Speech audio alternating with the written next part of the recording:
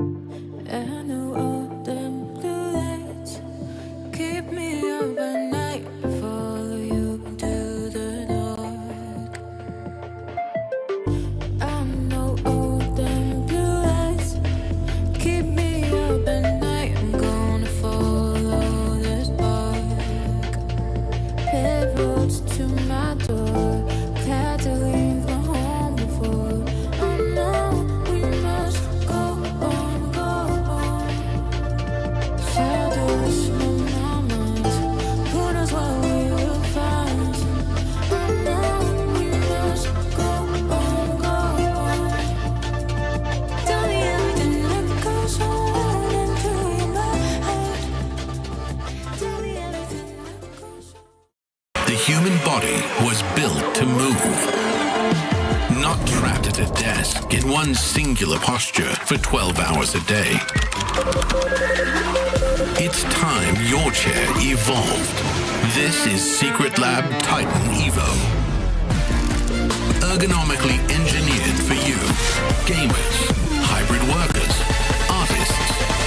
Backing your every move.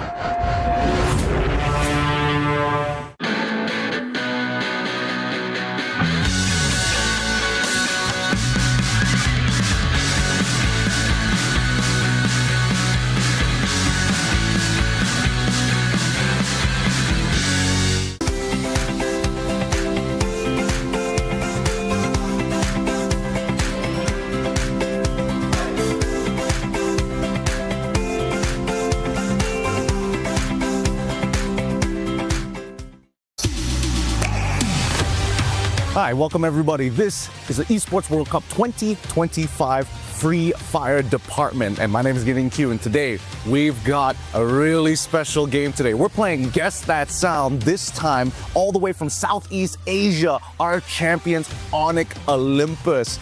Welcome everybody. Hello, welcome to the show. Now guys, we're gonna be playing sounds, right? You're gonna have 3 seconds to guess the sound as soon as it is played. You guys ready? You sure you're ready for this? So ready. You're professional. Easy. Okay, can we please have our very first sound? OM. That's already correct. Yeah. Okay, can we get our second sound? Can we get it to play one more time? More time. That's Charigal. KG15. Vesaka.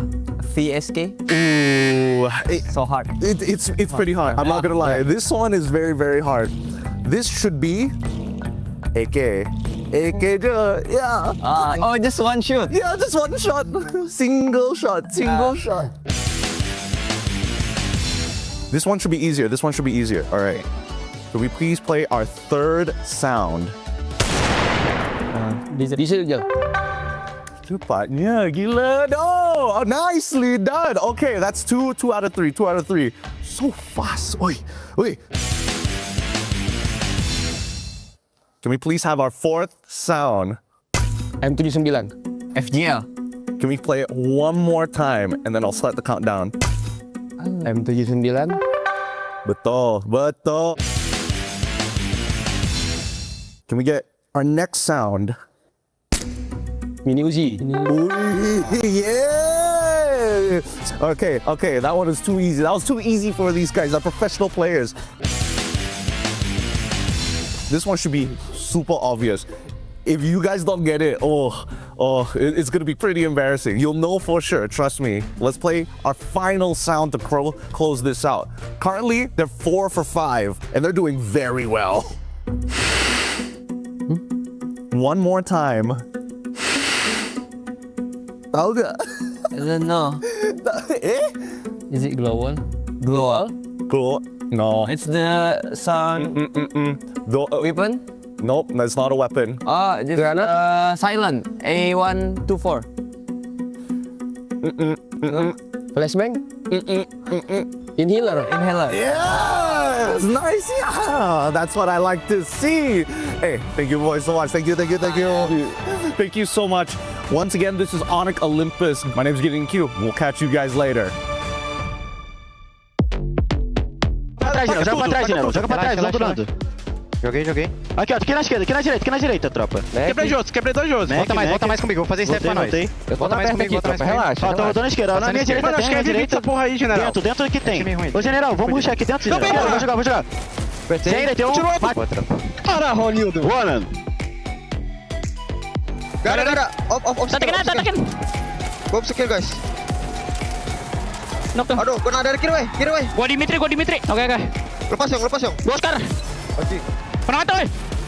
Main. Satu lagi. Nah, rata dia. Dua lagi, guys. Dua lagi. Santai. Sabar. Booyah. Dengerin gua. Benar banget ya. Pelan-pelan. Satu lagi. Belakang gua. Satu lagi, weh.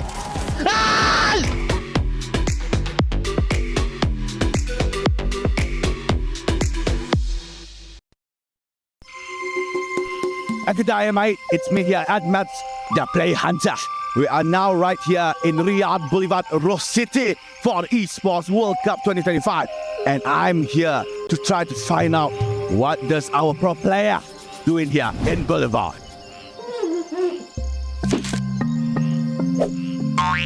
It seems that I'm lost. Can't seem to find anyone here. Could we find a pro player here to see what they're doing? Where are they? I still can't see them. I think the map's broken. Maybe here? Oh, crikey.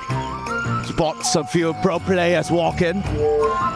Not you. It looks like they are entering some sort of an arena. I think we should go. Let's go. Let's find out what are they doing. Mate, we are now right here in some sort of arena. It called itself as STC Gaming Arena, but I'm not so sure. And it looks like I have spotted a few pro players doing some sort of ritual. I do not dare to get close. Crikey, look at that. They are trying to get the luck from the previous team that has won before. Such an amazing behavior. Nothing like that have we been seeing. They're trying to pull all the luck here from the previous winner. Oh my God, it looks like they are going away. Come, let's go. Let's go, Hunter. Go. Crikey, that was so good. Hello guys. Hello, map. Hello. It's a map for the play. I know. Ay, so. I player. Oh, you're player. Yeah. Thank you. Robert. Alright, we're gonna catch up towards the pro player. It looks like they're exiting the vicinity. Oh, they stopped. Oh, crikey. They're angry. No, they're not. They're just doing their final bow for luck. And it looks like they are going somewhere else. Let's go. We don't miss it. Let's go. We're almost lost him. Let's go. Oh, sorry. Okay, it's fine. Oh, it looks like they added another one. Now there's 3. What a weird behavior. I think this is the continuous chanting for good luck. Mate, this is something I don't see every day.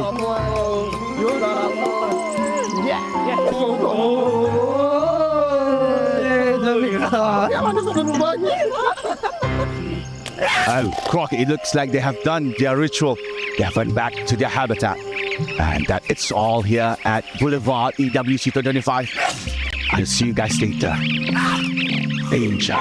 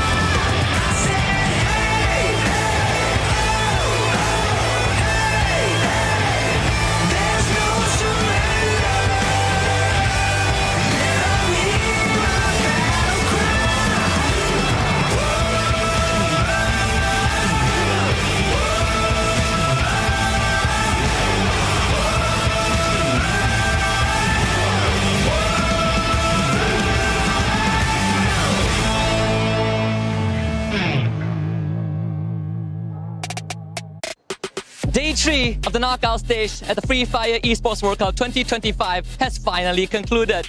And with the curtains drawn, we now have a quick rundown. Here's how it went. Game number 1 on Bermuda, Rex Dragon Keon, the Kings of Kings, scored their first Booyah on the Esports World Cup 25 stage.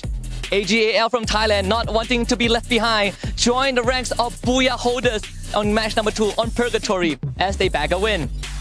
Los from Brazil stormed into the deserts of Kalahari and sent shockwaves throughout the world to remind them that they are the top contenders as they score Booyah numero 3. On Alpine in match number 4, Pain Gaming brought the final blow as they scored a win for themselves.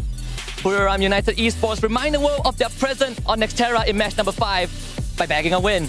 Whereas the hometown heroes, Team Falcons, wrap out the knockout stage and closed out match number 6 on Solara with a Booyah for themselves.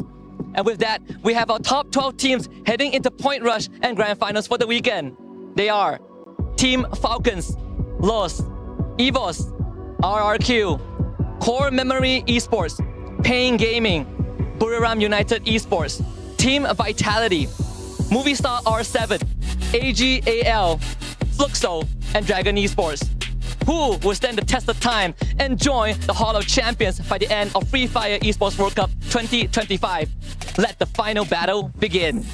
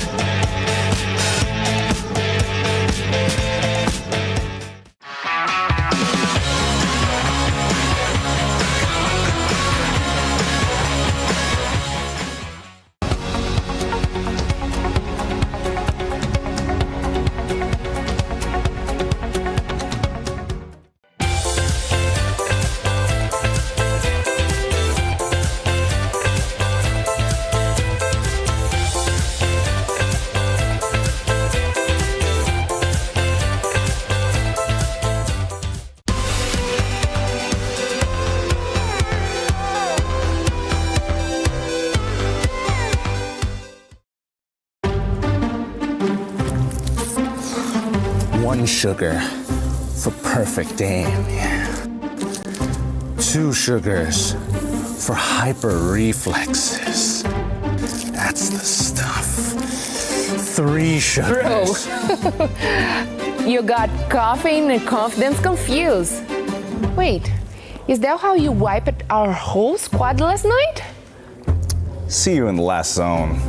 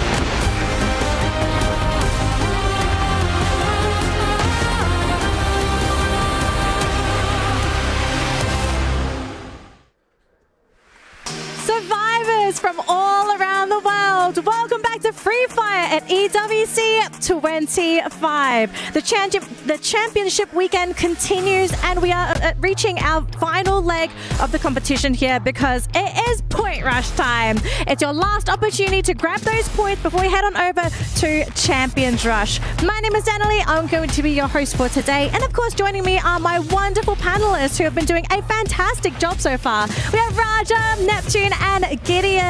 Welcome to all of you. Are you excited? Yeah, I'm pretty excited. Well, today we have like the point rush stage, and I really want to know what the teams will bring to show to us, because I feel that maybe sometimes at the point rush stage we can have like an idea of what they are bringing to the finals. So I'm kind of really excited. Yeah, I mean, I definitely agree with you. This is just a preview of what's going to expect tomorrow, because from out of the groups that we've seen, this is the first time we're going to see them all together in one game. And also, what also brings excitement is the number of head start points they will be getting after the day. Let's not forget about the full reset, right? We're back to 0. Everybody's starting from square number 1. So really, today is where all the games are going to matter. Exactly. So just a quick recap in case you don't know what Point Rush is. Teams are competing for head start points that they are going to carry over to tomorrow's matches. And we have seen in the past that sometimes these points matter in those final moments. So ideally, you want to place as high as you can to put yourself above the competition and give you a head start leading into Champions Rush. I mean, Neptune, some people might say it's just 10 points, but for all we know, that 1 point from the 10 points could be the reason why you're a champion. Exactly. I mean, it happened in the past that the head start point really changed the scene of the grand finals. But another factor is, since we have a target for the grand finals to reach, that 10 points would be something that will help them to get that champion rush condition quite fast. I think for the most people are thinking like 10 points, sure. But then what about like second and third place? Technically, that's kind of like whatever, right? No, really, it comes down to the bracketing of how many people would consider to be valuable points, right? 5 is generally a safe spot to be, especially when we're thinking about Champion Rush as a whole, because really, you just need to get over the threshold, even by a singular point, and then you can look for that Booyah at the end. Well, unfortunately for the teams, time is running out for them because this is going to be one of their few final moments before they step onto the stage. They sit at their table and they're basically flying into their first game. As you can see here, folks, from our Jamal Motorsports player arrival cam, our top 12 teams from Free Fire are making their way to the venue. They're just leaving the hotel, and I mean, we're seeing some pep talks, we're seeing smiles, we are seeing some worry as well. And of course, we do have some of the players looking forward to being in front of their fans as well, because we do have an audience attending, and we've had some pretty motivated people there, you know, got to cheer for your team, and others, I mean, they've been a little bit naughty. They have been a little bit naughty. I don't know if anybody could hear it, right? Because when I did it, when I was with the head-to-head, there was Vitality fans there, which was nice. The following day, we got to see, Bangladesh, Falcon fans as well. Even MENA fans in the back row where we saw the Bangladeshi fans all in one side. You know what's so funny? I would love it if all of the different teams, like the supporters of different teams, they try to outdo the others. So you hear Vitality in the back, all of a sudden the Falcons are louder, then Vitality senses it as a challenge and they try to get louder.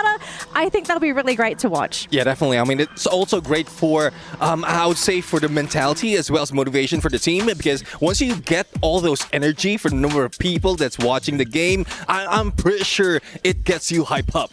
Well, we're going to hype things up a little bit with our Kadir top plays. Let's see what were our highlights for our previous play day, because, I mean, those games yesterday, very tense, because teams realized if they didn't score enough points, they'd be one of the bottom 6, and basically their keys were crushed. We saw 6 keys, 6 dreams crushed yesterday. And for some of those teams, it was heartbreaking. You made it here, but at the end of the day, you came there to be a champion. I think it was impending doom for some of these teams, right? Because you could see that not a lot of them immediately broke down. Others are just sitting in their chairs just thinking, what could I have done better? And a lot of these moments that we see from the Kadir top plays really just boils down to, can I 1v2 my opponents? Or, like what we saw at the very beginning, and I'm pretty sure it's going to show up later, the 2v1s with sniper rifles of people just farming the lobby. Yeah, definitely. I mean, we love to see those snipers really making all those points, getting all those elimination. But one thing's for sure as well, those teams that got eliminated from yesterday, I'm pretty sure they will be thinking, and if they'll be coming back for next year, they will be stronger. Well, I mean, you kind of want to be stronger this year, right? You still have a chance. We do have our Crunchyroll reactions as well. Let's have a look and see how the players have been reacting to their matches too, because, I mean, the audience members, of course, we're going to be cheering. The panel, we're screaming in our green room as well. But you have to see the players too, right? They have to uplift each other, you know? And after every game, you've got those high fives, you've got those bro hugs. but you also have those players trying to comfort each other after those matches where things just kind of don't go their way. And I love seeing these reactions as well, because at some point we, especially in an online scene, when they're doing all those casting, analyzing, we don't see all those reactions. We don't see the emotion from the team. At this point, we are finding out what's their mentality. We're finding out what motivates them, and if they're really like, if it affects every chances, every instance that they win or lose a fight, how does it affect them and probably affect the gameplay by the following match? I mean, I'm just thinking about, hey, Crunchyroll, you're already giving the Crunchyroll reactions. When are we going to get the anime for Free Fire? Garena, another $1 million idea right there. I would love to see this too. And it's really good to see how they are reacting, just like Neptune just said. Well, I personally like to watch how the Asian teams react, because I'm not used to see. So I'm kind of jealous of you guys, because you're always seeing it, and it's way different, but it's so cool. I mean, we have like so much culture here, and everything it's going perfectly fine, and I'm really happy to be here. It's such an amazing experience. Well, I do think we have to start getting things moving here, folks. Overall rankings, please, because we need to see how things are going to be starting. Now, obviously, these are the rankings from yesterday. Keep in mind, these points we see here, it doesn't matter. All that matters, the top 12 teams, they've made it to today, and everything has a reset, right, Neptune? Yeah, definitely. I mean, it's a reset right now, but I love seeing these numbers. I love that we've completed and concluded all those knockout stage, because we have an idea on how each players or teams will be doing. But I am seeing some that's throwing me off, especially the performance that they have compared to the regionals, compared to last year. It's just different. So I guess they're also putting up some play wherein they don't want to show up just yet. I think there's also the big argument for some of the, the standard staple teams that kind of set the benchmark for each of the regions. Buriram United as well as Fluxo as well. I mean, LOS and as well as Team Falcons are doing amazing, but their competitors don't seem to be doing that well. So the real question now comes down to, is there something wrong? Is there something that can be fixed, or really has the meta strayed away from them? Okay, I know we had some hot takes on the panel as well over breakfast, how, okay, Buriram, they're saving strats, right? Like, that is currently what is coming out of a lot of our mouths. But then I've heard some hot takes where people are saying maybe it's just a case that everyone has caught up to Buriram. Maybe is this team starting to lose that shine? Is that maybe a possibility for Buriram? It is, because even from Southeast Asia, we're seeing that Buriram United is even being countered by a lot of teams. So this is one sign that even the other teams are studying the meta, not just studying them, that applying ways to counter Buriram United. And Buriram United has been the dominator of the Southeast Asian scene. So I guess it's good story as well overall. But even from Brazil, LOS has done so much, and I did mention this before, they have been moving like how the Southeast Asians are.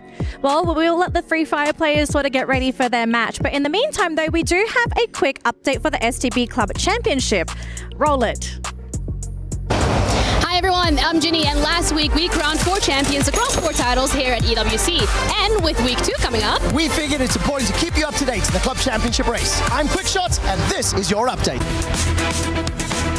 Gaming Gladiators is the real surprise here at EWC, as they are the first non-Asian club to be heading into a women's MLBB finals. They're going to be going up against Team Vitality for the lion's share of $500,000 and a boatload of club championship points, which for Vitality specifically is pretty important considering the fact they have multiple teams across multiple titles here at EWC. In Dota 2, of course, the defending champions, Gaming Gladiators, have been eliminated already. So with Team Spirit being in the finals, they can play spoiler to Team Falcons. Why, you might ask? Team Spirit only have 4 squads here at EWC, and if they're able to take down Team Falcons, it hurts their chances at the club championship.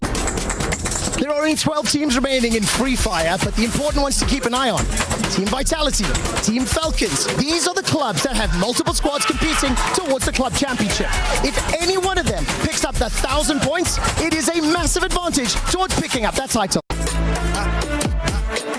Semi-finals are starting today here at the SEC Esports Arena in Riyadh for EWC, where the defending champions T1 are looking to keep their title. G2, Gen G, and ALLG are also in the competition for as many championship points as possible as they're looking for these placement spots. But who knows, maybe we can get a repeat of the MSI finals. 4 more clubs will earn 1,000 points towards the club championship, get to put their key on this totem. Find out which 4 will be by the end of Championship Sunday.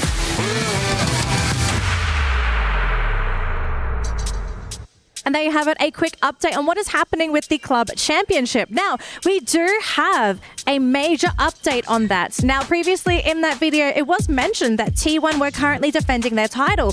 Well, I wasn't sure if this card was 100% correct, but apparently T1 had lost to AGAL in a surprising turn of events. T1 were favorites to win, but apparently AGAL were the hungrier team in that moment. So, unfortunately for fans of T1, they won't be champions this year, but they will be playing in a 3rd place decider match tomorrow. So make sure you tune into that because that will be an exciting match as well. But congratulations to AGAL. They pulled off an insane victory. And now, with that victory, it's going to set everything up, right? Because even here in Free Fire, AGAL is looking to try and compete for some points as well. If they may manage to get 1,000 points and win out in the League of Legends event, that's going to shoot them so far ahead. And once again, Free Fire is going to be the big break for a majority of these clubs. Definitely. I mean, there's potential, especially from Do, who has been an MVP when they played. And Do is a guy who really just motivates the team. Hopefully, the rest of the teams can follow through, even if he is not performing. So AGAL really has that potential. Well, we are going to talk a little bit more about the teams here, but the Free Fire teams, because we do have our Aramco power rankings ready to go. Let's see what my panelists have to say for today's matches. And okay, I can agree with the Falcons' choice all across the board. Loss, I think I'm a bit surprised about, but I do have my own personal opinions. But we have EVOS and RRQ. So Raja, explain to me your picks. Why do you think these are your top picks for today? Well, I put RRQ because I remember the global finals in Brazil and they were undefeated at the 5 match, so it's a really good team. I remember they played really well, and they just finished the championship at the 2nd spot. So I found that really good, and I think they can bring the same game for us today, maybe. And they did such a bunch of points yesterday, so it was more than 90 points. I can't even remember, but it 92? Was yeah.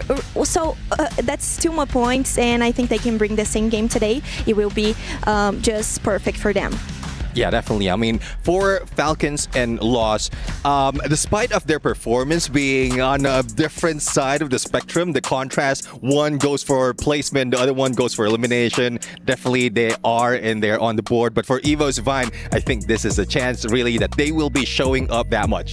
I kind of agree with you guys too. So if I could pick another one, I will put probably EVOS too. I was going to say the same thing here because I feel like right now, I think Lost and Falcons are in prime position to try and really run away with the tournament. However, in terms of like who would come in that maybe 3rd or even contest for that spot, I think it really boils down to RRQ alongside EVOS Divine. EVOS Divine for me for today, mainly because yesterday they got a bit of a break. They're like, okay, we're not getting targeted anymore. We can do some research. We can really look into how to outperform these teams during Point Rush. Oh, that's interesting. Am I getting a call from AJ and Husky? Wait, you're in the player lounge? What are you guys doing there?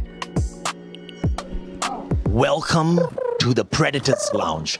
Taking a break from Free Fire, but this is where all of the Predators from the various games here, the Esports World Cup, gather. And I think that doesn't sound like a Predator. Sounds like a husky. I can't wait to go to the petting zoo. No, it's not a petting zoo, bro. No, this is where the predators lie away. What? Yeah, you gotta be careful. You look like you belong in a petting zoo. Yeah, you stay behind. I'll be careful. Yeah, you be very careful, okay. all right? Okay, we gotta check out exactly what all of these predators do here. Because, you see, as we see some gazelles walking past, they are the ones in the most danger. They smiled at me. I'm in danger. You are in danger. I'm in danger. Really Always dangerous. Right? As we go through, you see sometimes all of the predating happens out there. All of the chilling seems to be happening here. Have they chill after a prey? They need to go through simulations of how to get the next kill, how to just grab the prey, rip them apart. Just We see some sort of a courting dance being made here by the players who are taking a break. They've got paddles and a little ball that goes back and forth between two couples. This is a very weird ritual. It's not only the small cats need to play, right? The big cats also need to relax, and just calm their mind before they go out back out into the wild and lunge at someone. Not me. Lunge. Don't. I hope they don't lunge at you. Sometimes when you go out for a safari, you see all of these predators. You want to take some photos with them in the background. And this is exactly where you go. We've got a little bit of a photo booth here as well for the Predators Lounge. Yeah, they will get their trophy. They complete their hunt, get their trophy, and then they would take a photo and put it up on the gallery. Yeah. And these beautiful gazelles are waiting for their own photos to be taken at this point of time. They got to be careful. They have to be. There are many predators out there. We'll protect them. Waiting to pounce on You them. will protect them. I'll protect them. You will protect them. No, but we got to move on. Okay. We got to see more out of this Predators Lounge. We got to report everything back to the people who are watching.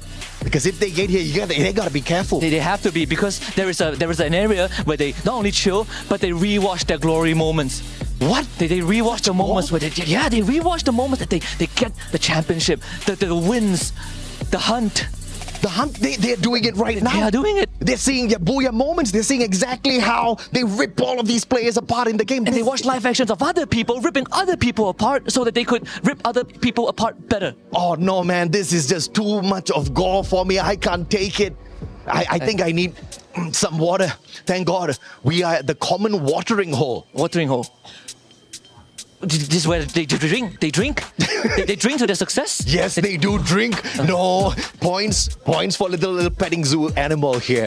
And this is a very unique watering hole. It is. They get to choose what sort of drinks they want to drink. Plenty of choices. You can do it off the hunt. You can do it on the hunt. As long as they are hydrated, they will be at the top of their form to continue to reach the top. I mean, when you're a predator who reaches the top, you get to choose what drinks you want to have. And on top of that, when you are the predator of predators, you get initiated into the Heroes Club.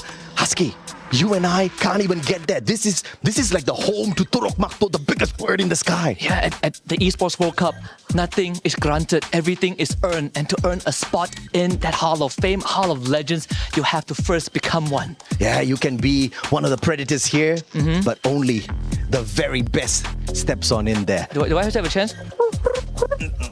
It's okay, buddy. I think the match is about to start. Let's go. It's okay. It's okay.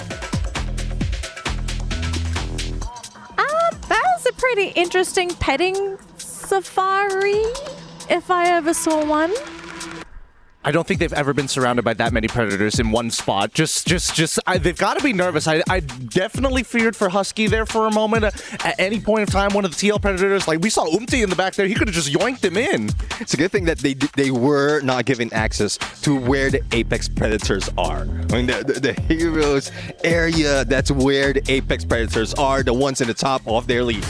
Well, it looks like the players have reached the venue. We're going to be able to catch this with the Jamal Motorsports player arrival cam.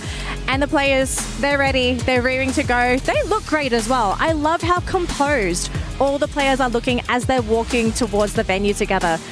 We had our predictions, but at the end of the day, everyone is here for a reason. They earned their spot here at the championship weekend, and they're going to earn their spot by playing in Point Rush today. And hopefully the teams, they all get what they're looking for, because this is just step one, Step two, the execution, all of that happens tomorrow, but you still need to have as good of a setup as possible, especially with Point Rush. Yeah, I definitely. And one reason as well why everyone from what we've seen in the rival, they're just chill. Because this is Point Rush. The teams know that they can get points if they get number one, but the hard stuff is already done. The first 3 days of knockout stage is done. And now they're just relaxed right now, going for the full reset and waiting for a chance to get points for tomorrow's game.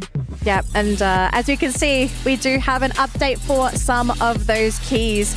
Gideon, we are going to be going into Bermuda for our first map. We've seen all of these teams play on Bermuda, and so far it has been pretty fast tempo for all of the teams playing in the groups.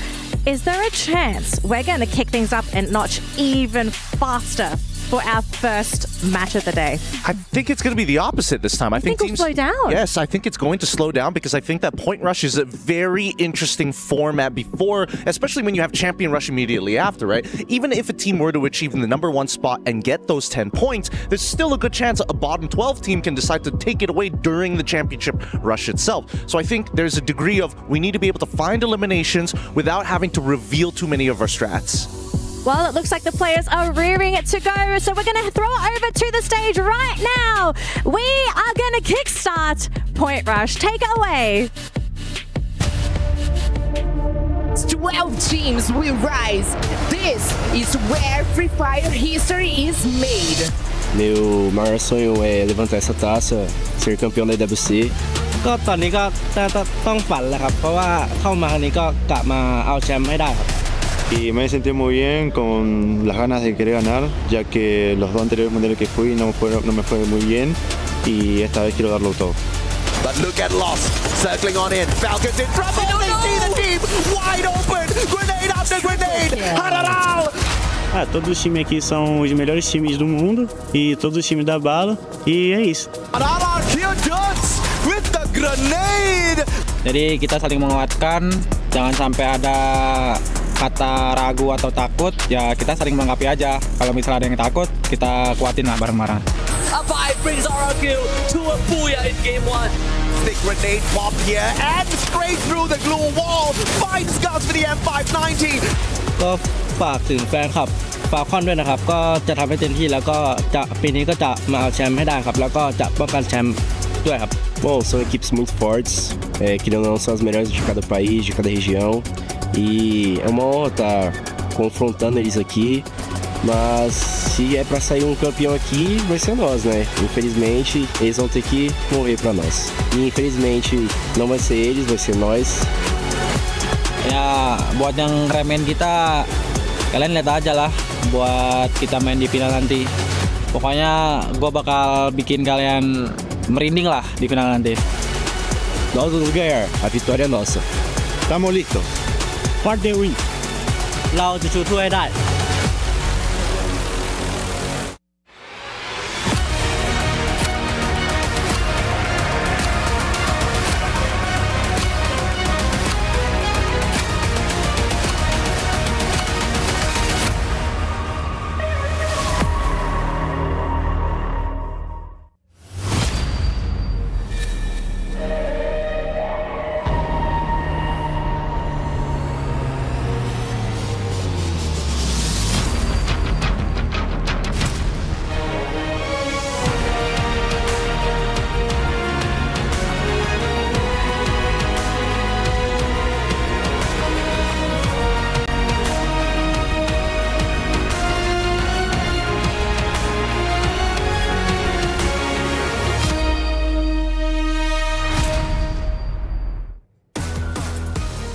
What's up, Free Fire fam?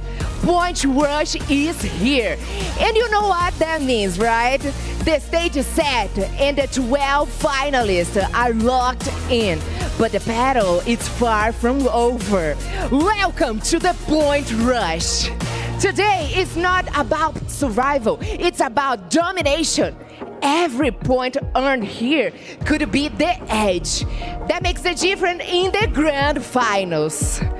The momentum, the confidence, control, it all starts right now. The countdown to the crowd begins with Point Rush.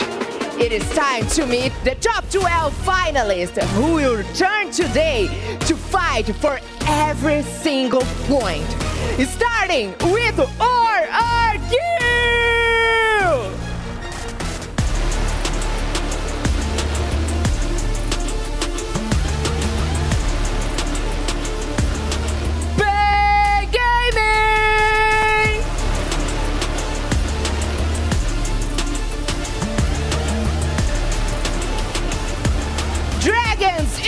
Esports!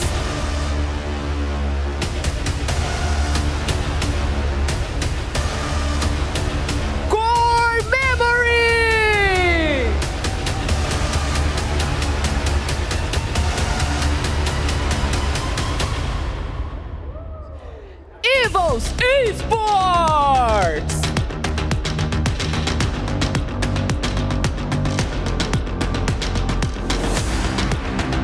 Los!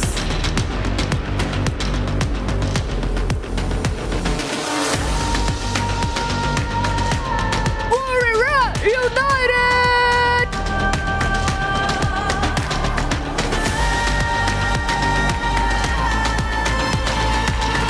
All Gamers Global!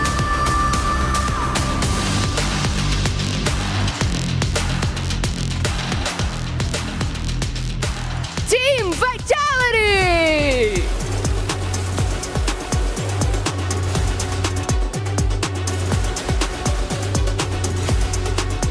Flipso!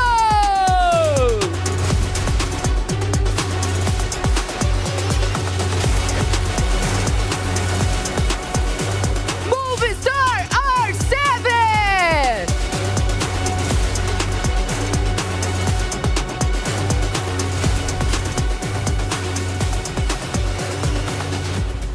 Team Falcons! The only one, the reigning champions, and the first team to finish the knockout stage in the first place. Please welcome the only.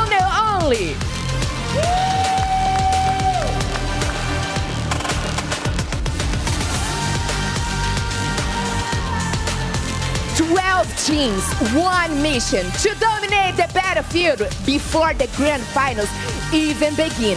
They have made it this far, and right now it's all about securing the edge, stacking up with the points, and proving who really deserves the crown. Every moment counts. Every point is power. Point rush stakes starts right here, right now!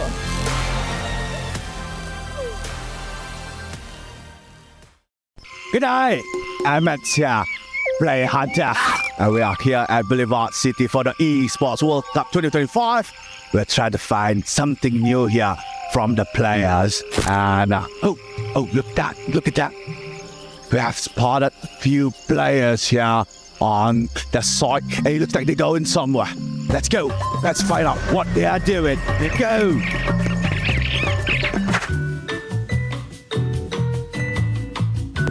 Let's go. Let's find out what are they doing. Come, let's go.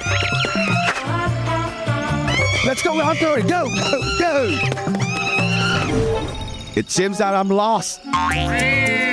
Crikey, I've been walking for hours, finally.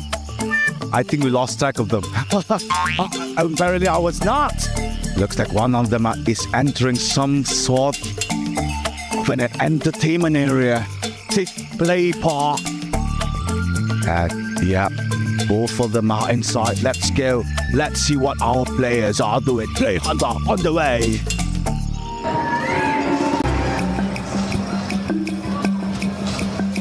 Hey, ขอเล่นด้วยดิไอ้วัน Crikey. มาดิเลยแหมโดนดิ Ladies and gentlemen, such a rare occasion for us to see the outing ritual of the pro players.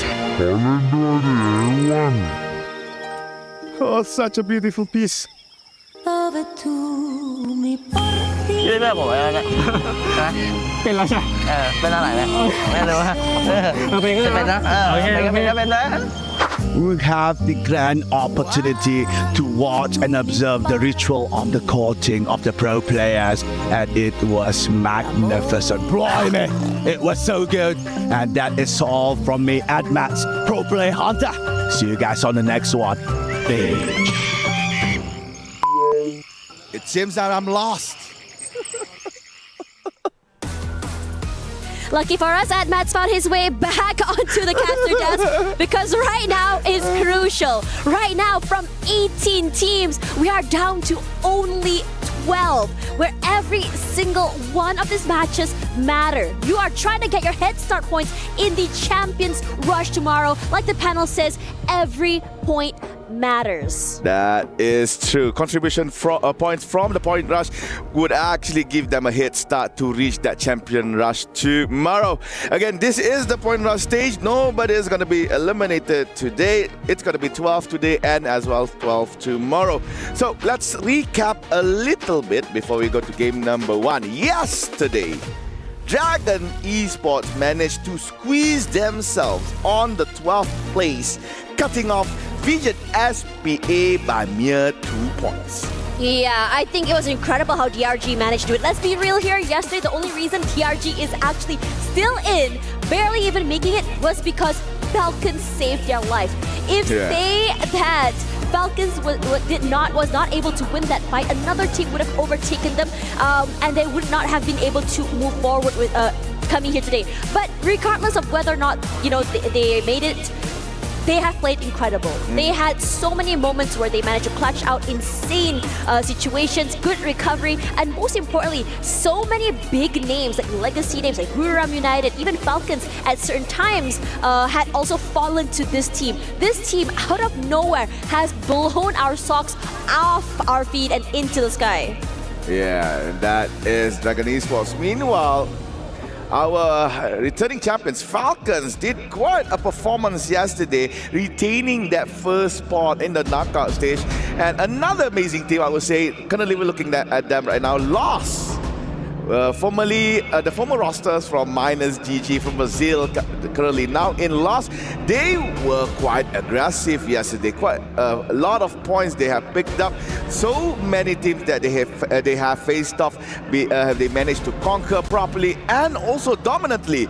So on Point Rush stage, and maybe as well Grand Finals tomorrow, we might see more of loss trying to deny the title of champion of EWC 25. Yeah, I think Lost has such a great chance of being able to deny Falcons that spot once again. Regardless of how it is, based on stats, based on points in the last few days, Falcons is still undoubtedly a team currently on the top spot. A bit more quiet in the beginning. There are moments where we sort of see them falter, see them shake a little bit more, especially since the majority of their roster did change. But, they still have Peter. They still have On Fire. I also just got a wind that for this particular game today, On Fire will be subbed out with only Peter as the final original member of the Falcons roster from last year, here to just really help push the team up all the way to the top. I'm not sure whether it needs a change in strat. I'm not sure whether it's just to change that tempo to just bring an element of surprise to tomorrow. That is the question that we all have. Regardless, ladies and gentlemen, now is the time that you want to keep your eyes on the screen. Our first map is here, and the question is, who exactly will be running away with the lion's share of the points today to get that 10 points? Again, 6 has been ousted, 12 is left here in EWC 2025. First match is about to go in Bermuda for Point Rush stage, and 2 teams are in our eyes. Currently, it is RRQ and also EVOS. They're looking quite good here, coming towards their 4th day at EWC, while it looks like the aeroplane has finished its pathways from Bullseye up until Sentosa. Every team has managed to actually drop to their respective places, but it looks like we might see some tussle and bustle between Dragons and also Pain Gaming right around Mill. I think, yeah, we heard the sound of the shooting already. I was gonna say, we are actually hitting the ground running here, as Remind will be the first one to be knocked out. And I think Pain is very, very aware of how they wanted to start this match. It's very aggressive, it's very fast. As soon as they dropped down, they saw 2 members of DRG, and immediately these long-range pickoffs were lethal. The rest of DRG were trying to cross away, but we're gonna move our attention to the members of Falcons for the time being. Yeah, Falcons managed to actually collect quite an early airdrop near Graveyard. Back on Mill. Yasser could not deter himself from Peter. This is Peter from Pain Gaming, yeah? Do remember, we have 2 Peters. One is in Falcon, while another one is in Pain Gaming. So with that said, 2 elimination points has been picked up by Pink Game in our early stages of Bermuda. Sadly, Dragons is having a very rough start right here. They wanted to drop on Mill, which is one of their drop points here, but every time they choose that drop spot, definitely there will be another team. During the group stages, whenever Dragons and Red Hawks meet, every Bermuda map, they're gonna meet in Mill, and usually we see Dragons and Red Hawk fight off each other. Meanwhile, Vitality has made a move towards Bima Sakti Strip. Still safe, still fine. There was no disturbance in the force for Vitality. With that, I think Vitality will just collect their resources or maybe rotate to another area. Riverside, Evil's Divine just reached towards Nurek down. More quiet. I mean, if you ask me, the first 2 days we saw a lot more aggression come through from teams like Bermuda, like EVOS. But today is a little bit more different. Just pickoffs now and then, not full-on commits, if you ask me. And I think if anything, DRG could do a very incredible thing if they've managed to recover themselves. Rough start doesn't mean a rough game, if anything. But our Q here. Sorry, excuse me. It's EVOS going a bit more aggressive. Finding the members of Pain, giving them a taste of their own medicine on what exactly they dished out onto DRG. Noda feeling the heat, knocked down already as Cold Shield just pressures him. Glue wall, not it gets melted. As Noda will be quickly dealt with, but the rest of the team still very much intact. Yeah, deja vu have happened towards Pain Gaming. They have lost 2 members towards EVOS Divine. They managed to actually fall back. I believe they went back to Plantation. But we just have to see what will be the pathway for Pain Gaming. And I was right, they went to Plantation, they got that jump pad, and they run and retreat all the way to Shipyard. Meanwhile, Rainbow 7 is in peak. I'm not so sure whether or not Buridam was in peak previously, as I was eyeing myself on towards Mill when they were dropping. Yep, Buridam was in peak, spotted by Rainbow 7. Dangerous. Shots being hailed towards the Thailand team, but they managed to find space. But no, except for Wasana and as well as Get High. 2 members of Buridam United has been taken by Rainbow 7. And right now they are on 3 points. It looks like the Thailand Killers are at it again. Oh, R7's doing phenomenal. Games King on that high ground took full advantage of that jump. And I understand that BRU did not want to hang around peak area. There are just too many teams there. They don't want to lose members too early. They don't want to take these early fights here. But as R7 were the hunters, now they are the hunted, as Vitality would also like to join in the fray.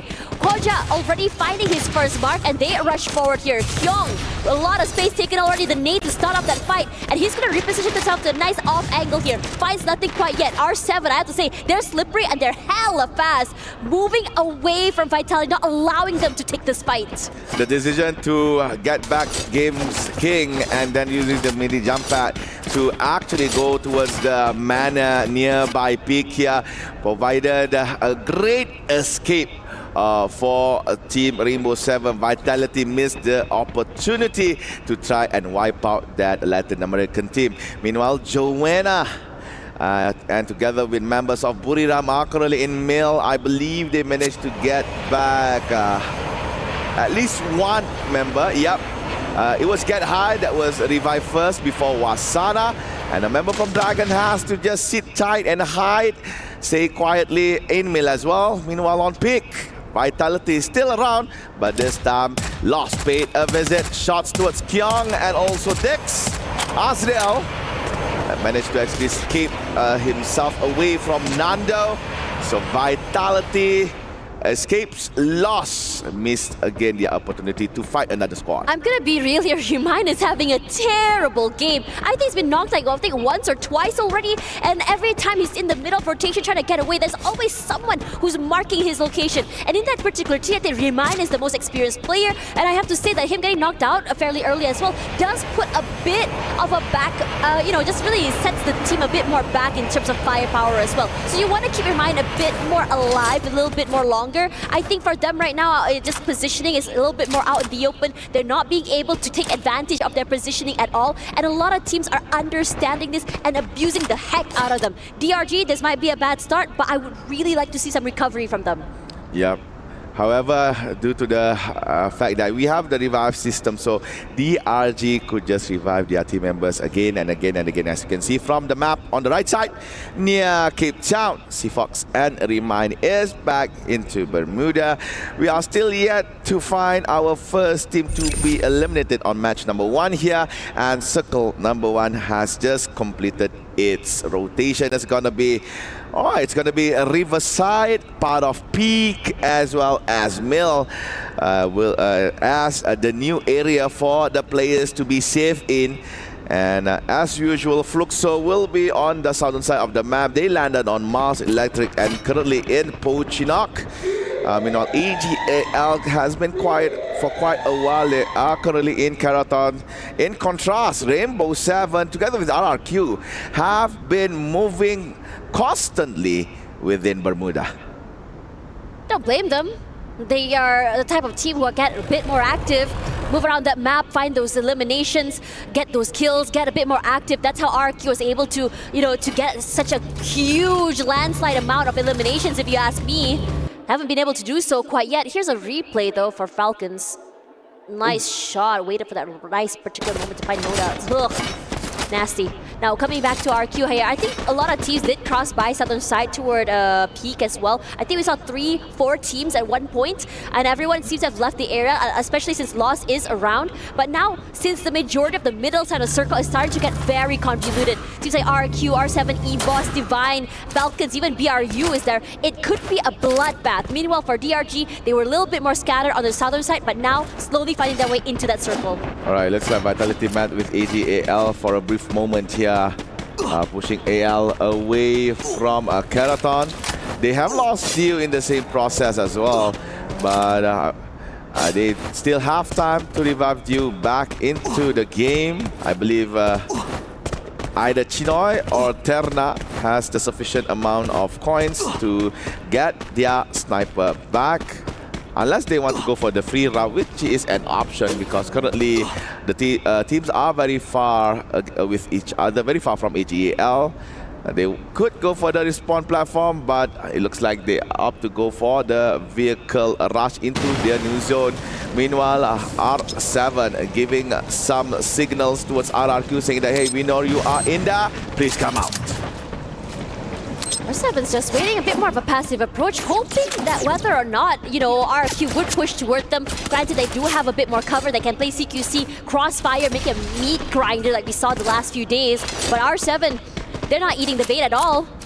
Hoping to see, just whether or not who decides to leave the compound first, who decides to show their hands first as well, will be the ones to be in trouble. And I have to say, even if you want to get a bit more aggressive, you also have to be super aware that Falcons and EVOS Divine is close by. You have Buram United as well. And, now already inside of the circle, only a few teams are still outside. AGAL, Pain still taking the slower rotation over, and Lost just hugging the side of that circle, could potentially run into Pain. And because they are at the end of that circle as well, they could potentially pressure Pain into a more desperate situation. Just judging from the map given right here, I could see that Core Memory had the same mindset as Buriram. They wanted the position on the side of this hill.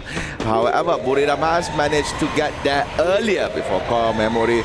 So Core Memory could not get a good vantage point since that there is an enemy team right above them. So they opt to go to be at the bottom of this hill, at the bottom of Mountain Mill, and just maybe try to avoid clear angles from Buriram on top. As for the other teams, Buriram can just glance over towards the bottom side of Mill to see whether or not if there's any rotation from any enemy team. But it looks like, judging from the kill feed, it's Rainbow 7 and RRQ slowly at it here. I'm not so sure who's rushing in. I think it's RRQ that rushed in. They have lost Abai. They are together with Kiba. Kiba gets some few nice shots off towards Dela, but sadly Kiba could not finish him off. It looks like RRQ is hesitantly trying to go inside the compound of Rainbow 7. They are slowly falling back. Kiba went down. That is not a good sign for the Indonesian Kings, as R7 eliminated 2 members of RRQ. They have to fall back and reset. It's only Dudes and Mala left. Rainbow 7, they can't have that option to go simply tear off RRQ from Bermuda, but it looks like they have patience, they have discipline. This time around, they just want to be a bit higher in terms of placement. I mean, the Indonesian style play of Barbar or just go a bit more aggressive is something that I think R7 had predicted in this situation, which is why they didn't feel the need to commit. And they just let RRQ push toward them, and they had already set up that meat grinder that we talked about previously. And now this fight is getting a bit more spicy here. DRG on the back foot. On the lower ground here, it's hard to move. C4 was taking a lot of damage already, and Nasser's knocked down. Cannot be saved. Remind, low as heck, tries to cross by, but this high angle that BRU has is not making those glue walls even effective for them because their heads are getting popped so easily. But DRG is changing trajectory, tries to push forward as well. But BRU very much ready. DRG fell in a very dangerous, desperate predicament. And now BRU changes their attention onto Fluxo, who are also in the same predicament. The first team out, DRG, Fluxo, might be facing the same end, but they are going to try and change this ending. Rushing up forward, up onto the high ground here. They rush forward, makes it slower, closer and closer, escaping to BRU. But the jump shots are great. They rush forward, they shoot, but Vitality decides to put their hands in the cookie jar, and Boulevard United were not expecting this outcome, but Vitality as well are going to fall, and Boulevard United are slowly making amends, making sure that they're able to come out on top. Fluxo is now here as well, Bunsen alone, Moshi knocked out, Wasana all alone, rushes forward, he tries to make it work, he cleans up house, and Boulevard United through the chaos prevails with the 7. Royal Rumble at Mill. We have seen Vitality and Fluxo ousted out by Buriram. Apparently it was Divine as well out of nowhere. Core Memory managed to actually steal a few kills in the same process. AGAL as well is no more on 8th place. We still are on a sort of like a stalemate between R7 and also RRQ. Both Latam and Indonesian team is yet to go in. Regardless, Core Memory trying to get into that circle. They have a bit more space compared to the rest of the teams here. It's about to get hectic in the middle side. They have the access to that airdrop as well. But R7 doing a great job of gatekeeping Pain out of that circle. And the rest of the team just drop like flies. And now Core Memory is in trouble as RRQ cases upon them. RRQ, they have to control Rainbow 7 and at the same time controlling Core Memory. Core Memory has a monster truck that can be used to travel. Dudes managed to throw a grenade. Dawn is on the ground. Jump, trying to find space to get to Dawn, but Jump went down as well. Cougar and Zen trying to go inside the zone as far as they go, but Cougar exploded by Dude's grenade. Zen goes down as well with Miles AWM. Core Memory eliminated on the 4th place. Now we 5th place, I'm sorry. We are now left with 4 members. M-Lost finally making their appearance, trying to attack Rainbow 7. And it's getting really spicy right now as Falcons completely demolish the rest of RQ here. They're gone, eliminated, 3 teams left. R7 juking their way away from Lost. We're putting everything in the kitchen sink to take away this space. Falcons gatekeeping, keeping the teams at bay. Nando 9 explodes as Keroro's nade actually lands onto him as well. But Keroro, he's not done. Nando 9, round 7, also the next one to fall as well. And Falcons collect 4 to their name, and they're not done. Rushing forward, R7 also now in trouble. Their positions are good, looking to overcome. Della as well, trying and struggling, and he cannot find anything. His teammate is close, but separated from one another. And Falcons are just completely overcoming them, swarming them like flies. And R7 is now out. R7 dropped out on 3rd place, is now left Falcon and Lost. Thailand versus Brazil. Rick B and Jonathan all is left for Lost. Rick B trying his best to get some shots on towards team down to Peter on the fence. Went down to General, but Rigby goes down as well. It's all up to General now. But General goes down. Kiroro is better. And there you go. Point rush, game number 1. Booyah belongs to Falcons. Amazing stuff. A bit more quiet in the beginning as many of these teams are a little bit more safe when it comes to rotations and play.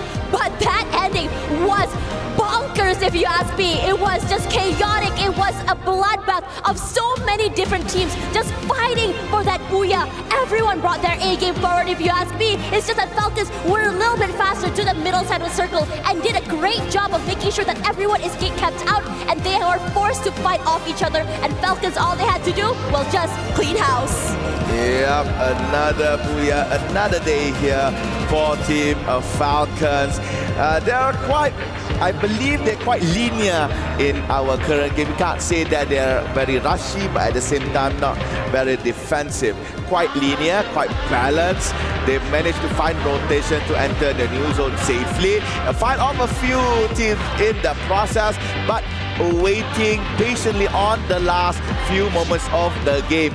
Firstly, eliminating RRQ, then managing Rainbow 7, and after that, just taking out Team Long. That's right, guys, and don't go anywhere, guys. Map 2 coming very soon, so we will be right back.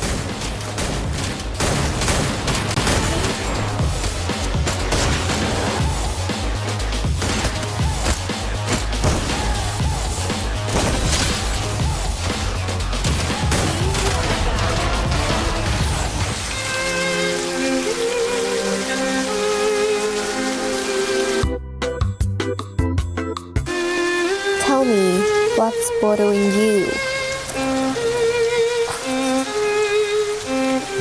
We were gonna land the Pochnock.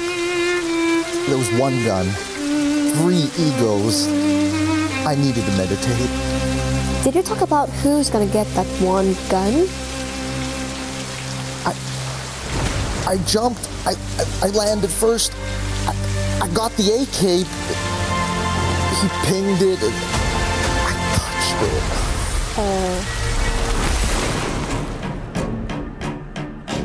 I don't need loot. I am the weapon.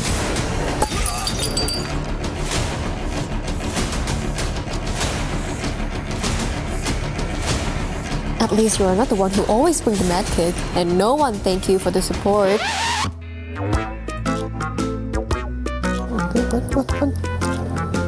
I should have just landed in factory.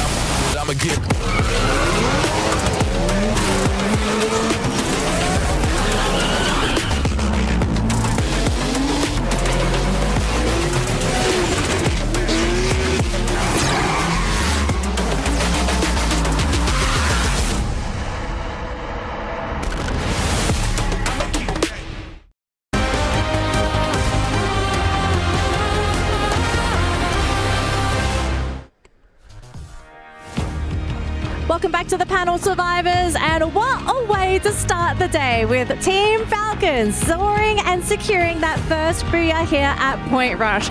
Already up to a strong start, but it's just game 1. We've still got 5 more games to go. Now, before we quickly recap what happened in that previous matchup, we do have a major update for the club championship. So the STC Club Championship update. This one's a pretty big one as well if you tune into Mobile Legends Bang Bang. So Vitality beat out Gaming Gladiators in the Mobile Legends Bang Bang Women's Tournament, and putting that victory, Vitality is now in first place in the club championship, which is a great start for Vitality, but maybe now a bit of added stress to Vitality in Free Fire, because now they need to perform to put Vitality in a fantastic spot here in the EWC Club Championship. So look at that lead, gentlemen. Vitality could be feeling fantastic about that. Yeah, I mean, definitely Team Vitality is feeling the pressure right now, because after that Booyah, and Team Falcons is just right on their heels right here. So I guess Team Vitality can really, or will really need to grab the championship just to make sure that their club is on the top. I mean, they need not only the championship, but they also need Falcons to be at least 4th place so they don't accidentally get overtaken, because I think it's 800 points just for being in 2nd place alone, right? Yeah, so the points you get if you place high, it's very big, very significant. So basically any top finishers, you kind of want that to happen. So for Vitality, you kind of want to improve that lead, but for everyone else, the race has begun. It's time to catch up. You've got to get that top 8 finish. But of course, for Team Vitality, they also want a top 8 finish here, right? Because that's going to unlock the prerequisite for the prize money. So we'll have to see if that's going to be the case, but let's head on over back to Free Fire because that's where we are on the broadcast. And I mean, game 1 has happened. Falcons get their first Booyah. Let's break down this game. It was a very bizarre one, gentlemen and ladies. It was very slow. We had so many teams survive up until the last couple circles. I think it was still 11 teams were on the 4th, 5th circle? That's almost unheard of on Bermuda. Yeah, definitely. I mean, well, a factor is everyone knows Bermuda. Another factor is everyone wants that survivability factor. So they want to grab that Booyah, make sure that they have that head start points, so jumping into the grand finals. But there are a few unfortunate events, especially for those at the bottom, like Dragon Esports. Remind, as the casters mentioned, not only once, but if I'm not mistaken, thrice he has been targeted. Thus, they ended up with no points. Yeah, and Gideon, something I like that you pointed out when we were watching the games earlier, right?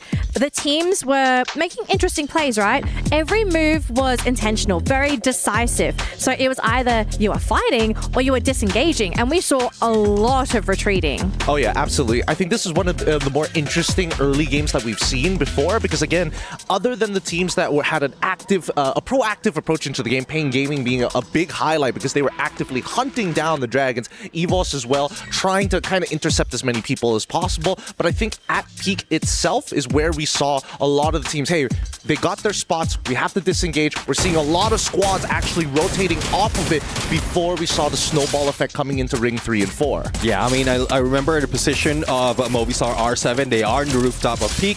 Booyah United is down at the ground. And I guess, though they are comfortable with that drop spot, it's just difficult for them to maintain and having someone bothering them. So they just jump out, and that's when 2 of the players of Booyah United just go down. And then Team Vitality follow through, and there's a lot that happened.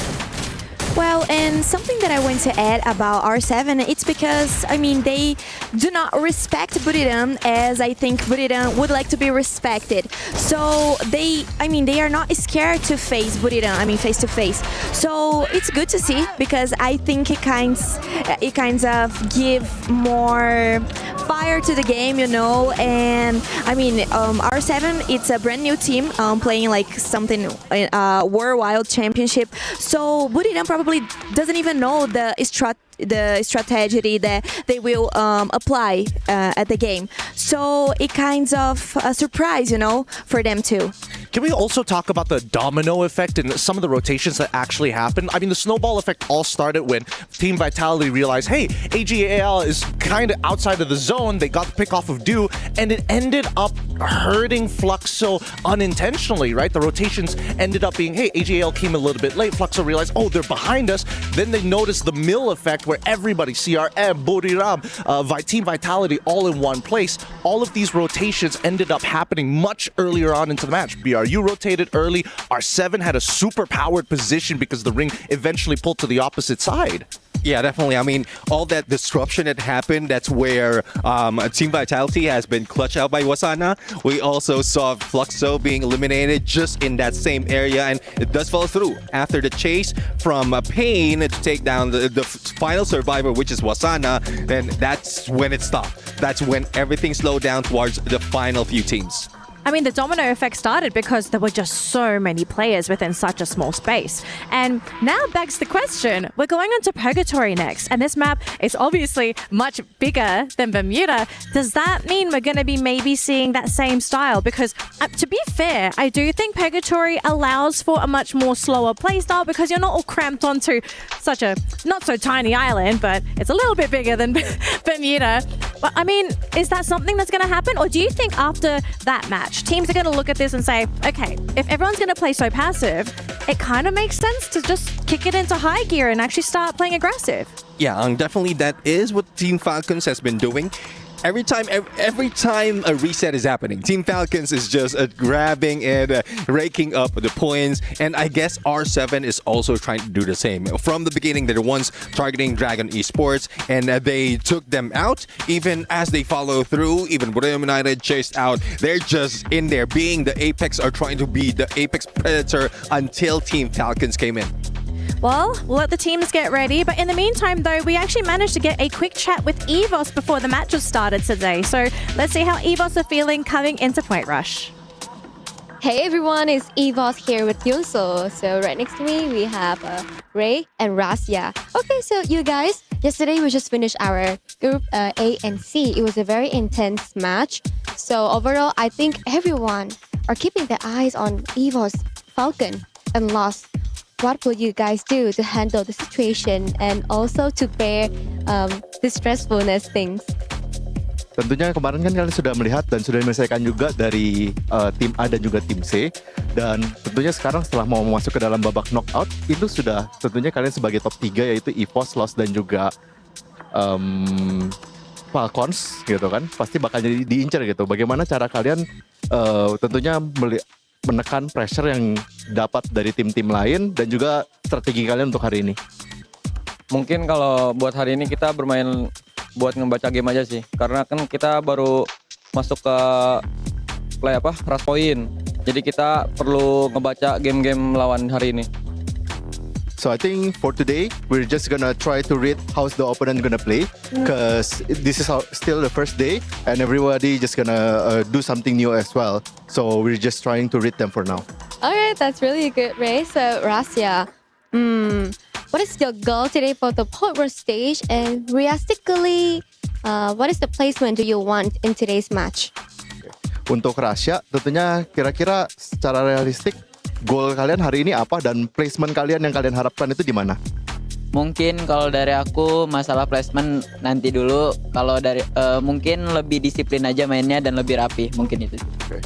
So I don't want to think about placement too much right now. I just want to play better, and I just want the team to be more disciplined. Yeah, discipline. What a very nice answer from our players today. Well done. Really glad and relieved to hear that EVOS is still keeping a very fun vibe so that they can play the best today. Good luck to you, EVOS, today. Alright, sad to see that on the previous game, EVOS Divine was eliminated quite early in the match. And yep, as said by Rasha, discipline is everything, placement is another thing.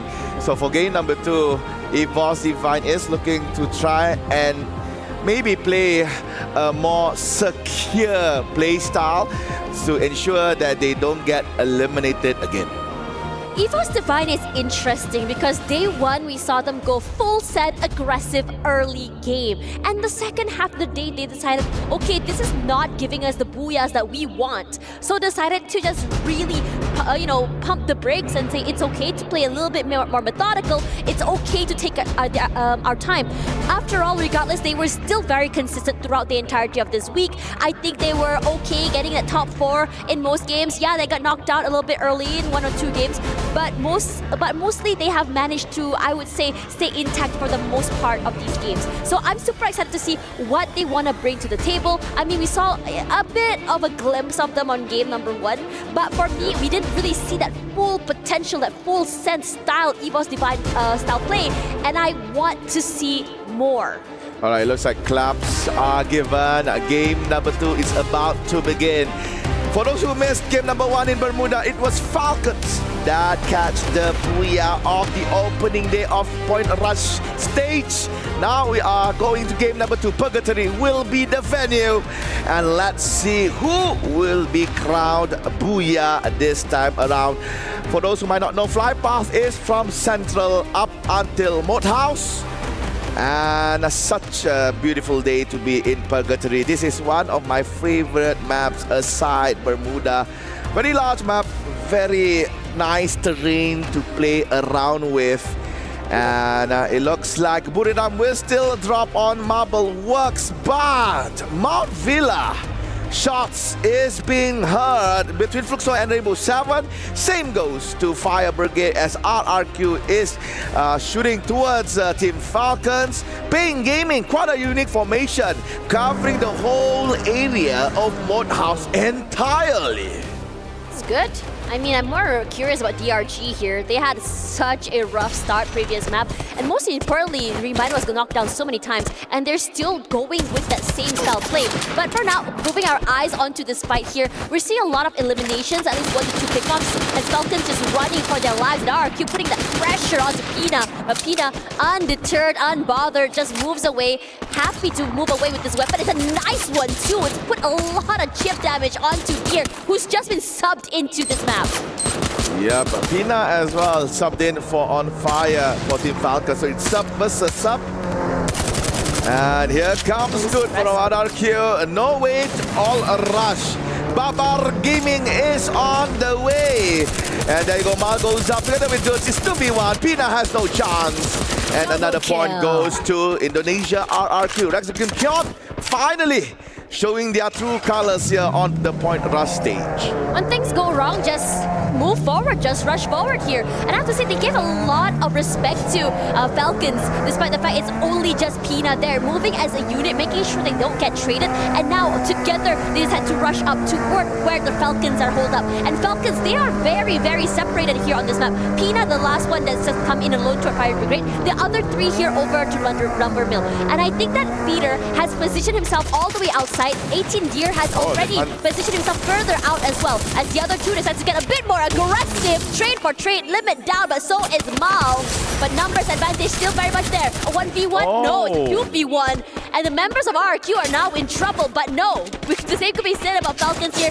I have to say, this fight, you think that one team's getting the lead? The immediate recovery is incredible.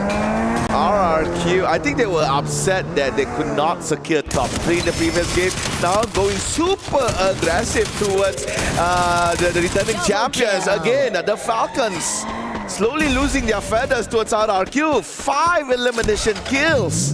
And this is just between RRQ and Falcons. That RRQ did not hunt any other team. It's just Falcons alone. So 5 times Team Falcon experienced death. Time and time again, they have to go down, revive back, go down again, revive back. So I think the only option for Falcon is just to try and stay away from Lumber Mill. And now we're looking at Marbleworks. Fluxo has started their route by hunting down Booyah, but it looks like Gil is the one hunted down. These immediate trades from all these teams just show how aware they are and how quick their rotations are from each other as well. Wasana barely even spots the hit of Bobs there. Bobs take a lot of damage. He's still hunkered down behind that glue wall, but not for long. Gio does get eliminated, and Wasana, he wants to go for the chase. The rest of the team here understanding the predicament. I think it's a great idea for the rest of Fluxo to say it's okay, move all the way back, and just reset ourselves to be able to continue on this map as well. As for me, they got another kill to their name, and honestly, flex that.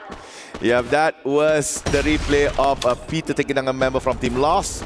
I could only see it on the kill feed. But yeah, talking about Paying Gaming, they dropped quite uniquely here, covering the whole side of Moat House. I think they trust each members of Paying Gaming to take care of themselves, try to play solo, but that is a good strategy. Once one of your team members interacted with an enemy team, and let's say if that person went down, the other 3 members could actually maybe inculcate another plan to stay away. Meanwhile, for AGAL, their rotation towards campsite is now being bothered by Vitality. Kyung was shot a few times, but still braving himself to try to use the mini jump pad together with the other members of a Team Vitality. However, nearby there is a core memory KOG. Keroro has revived the leader. Yeah, to be expected as E-Boss. Now we wanted to see their facts, and here we go as turnout falls Chinoy as well.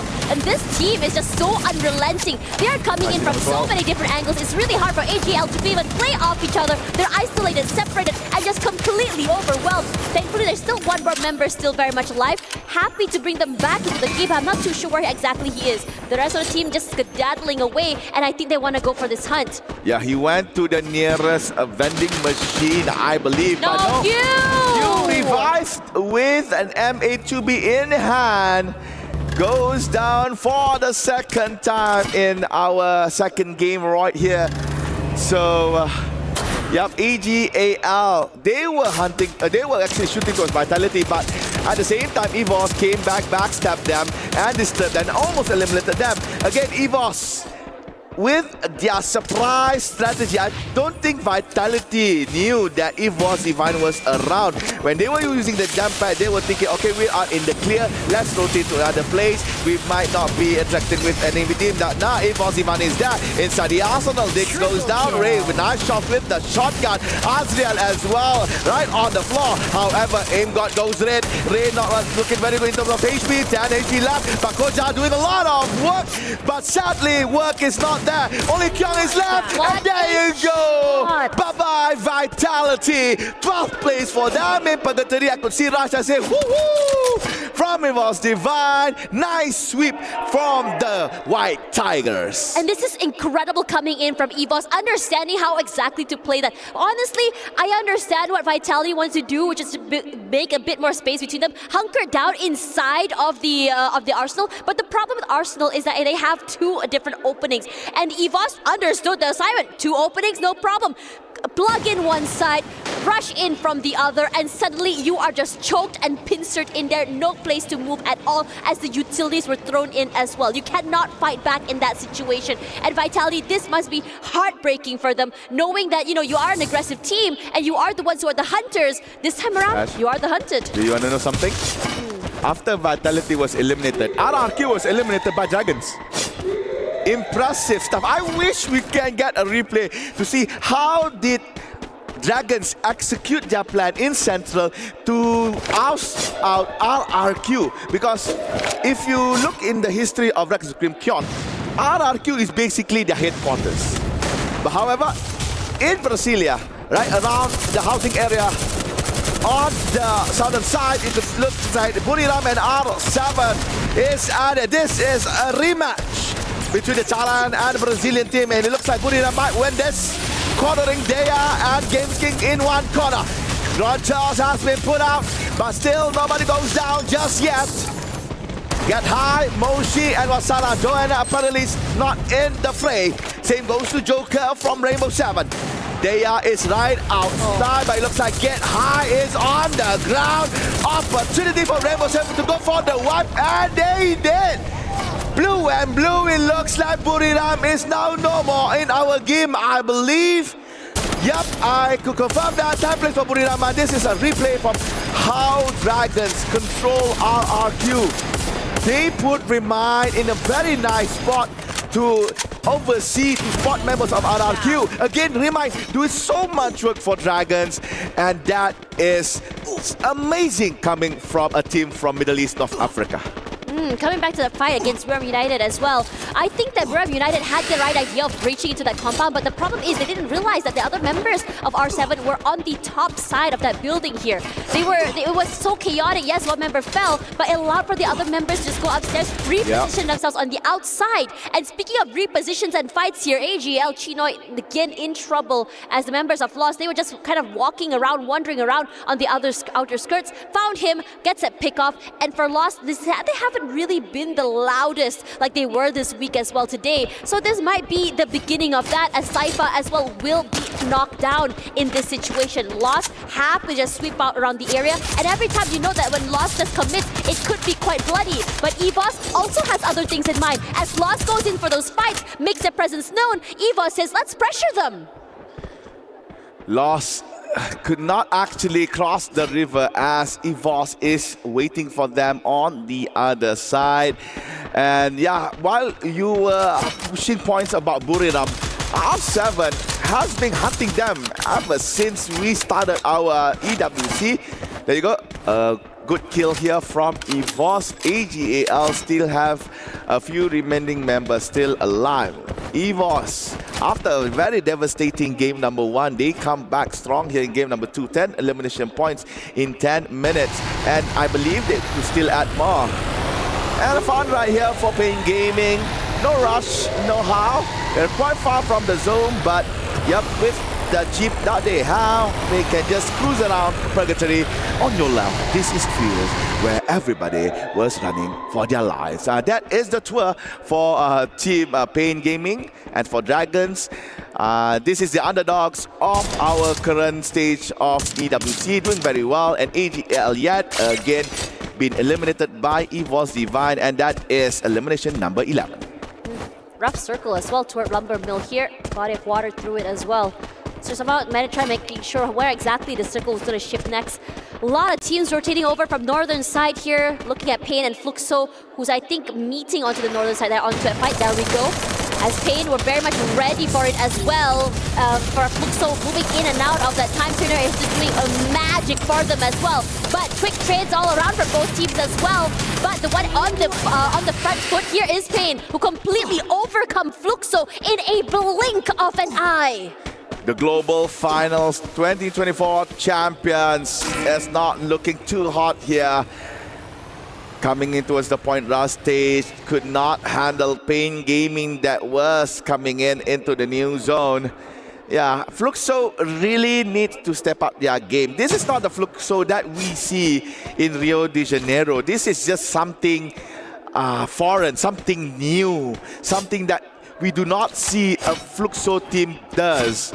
So I believe maybe it's just, I don't know, maybe it's just a very bad week for Fluxo. No, I think it's a great week for Pain actually. Look how aggressive they are rushing toward R7 here. But R7 was already raiding. They already had the glue wall set up here. And Peter decides to make the glue walls his own. Takes Games King down quickly. But AGL also is here. It's a three-way fight. And everyone does an all-out free-for-all. Peter gets one. Della knocked out. Jiu as well. R7 is just somehow still surviving this onslaught. Barely any players left alive. But Pain not allowing that to happen anytime longer here. Gets a pickup as well onto Peter. And AGL not done quite yet, because here are the White Tigers who are rushing toward Pain Gaming. Yeah, Pain Gaming wants to bring in the Pain, but the Tigers are aggressive as heck. But Ray oversteps, falls as well. Very much ready for it. Noda X finds Ray. Peter also will be traded out by Kochil. What a nice nade thrown out here, as Kochil throws in that last nade as well. Finds the final member, and Gus is eliminated. Pain Gaming, you have overstayed your welcome. A bit too aggressive. A very aggressive play by Pain Gaming. They had 11 elimination kills before being wiped by EVOS. Again, the White Tigers, EVOS, doing so well here in Purgatory. And right now, they are going back, trying to control the teams from Lumber Mill to not cross the river right in front. Teams that are on the side of Fire Brigade are Team Falcon, Team Lost, Dragons, and CRM. Basically, 4 out of 6 teams are outside, on the other side of the river across Team EVOS. Including AGL also. So only EVOS Divine here on the Brasilia side. By no, they tried to go in, but sadly, Aim God was aimed down. However, Kochil came in the nick of time to get him up back in his feet. Jump, running quite low. Rasha jumps in, but it's okay. He could crawl behind the stone and be picked up by his own teammate. And to add blessing to their grace, there is a monster truck that just dropped right in front of them. They could use that as cover, but as much as they would like to use it as cover, Team Core Memory is not giving them a good time. Falcon has been eliminated on 6th place, but it looks like EVOS might actually follow up with them on 5th. As shots raining down by Core Memory. They are really using that monster truck feats for days as Jump takes down Kochil. Meanwhile, on Lumber Mill, Dragon doing so good. They took down Lost, but Rimai could not survive the zone. And there goes Rimai. AGAL might come as well on 3rd place after Dragons on 4th. Now we are left with Core Memory and also EVOS Divine. Honestly, I'm quite surprised that EVOS Divine is still alive and kicking here. They didn't have a lot of space. That tiny rock was their only saving grace here, but now the circle shrinks. They're forced to rush forward out here in the open, and everything in the kitchen sink thrown out once again. But EVOS rushes forward, wants to take away that space, but he's all alone. Aim God, no one to trade him. Rasha rushing away for his life, and Core Memory, that pressure is great for them, and they take away this Booyah? A very coordinated and quite easy Booyah for Core Memory. They have rained down Team EVOS for quite a long time, causing them to use a lot of their med kits and possibly a few glue walls in the same process. When EVOS tries to rotate away, tries to find that angle to avoid shots from Core Memory, sadly, there is one member that is on top of one of the towers nearby, had a clear angle, had a clear view on towards EVOS Divine. Utilities were set. Core Memory has stopped EVOS Divine in their tracks, and that is where they went in, they jumped in. They know EVOS Divine is currently weak, and they went in for the wipe. Kudos to Core Memories as well as EVOS Divine. They have survived for quite a long time. And for the EVOS Divine, for game number 2, Purgatory, they are the most aggressive and competitive team that existed in that game.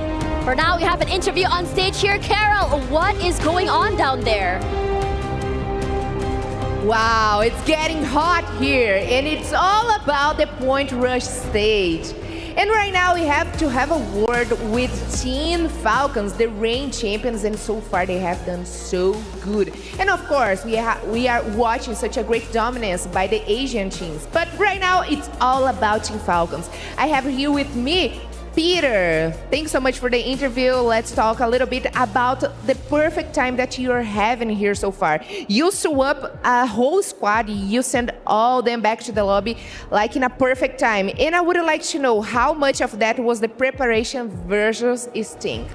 ก็เมื่อสักครู่นะฮะเราได้เคลียร์แบบว่าเคลียร์เราได้สวีปเคลียร์หลายๆทีมเลยนะฮะส่งกลับไปนั่งรออยู่ที่ล็อบบี้เลยฮะอยากรู้ว่าเราได้ณตอนนั้นเราคิดอะไรบ้างครับหรือว่ามันเป็นไปตามสัญชาตญาณอย่างเดียวล้วนๆเลยครับก็เล่นตามวงครับไม่ได้มีอะไรมากเลยก็เราเล่นตามสไตล์ของเรา Actually there's nothing like much about that we just play like basis on like usually we just play like depends on the circle and like everything has just going according to our plans But does Peter have any preparation like individual preparation มีการแบบว่าได้เตรียมตัวแบบว่าอะไรเป็นพิเศษบ้างไหมครับก็แค่เล่นให้เร็วกว่าเดิมSo we increase the game pace little by little.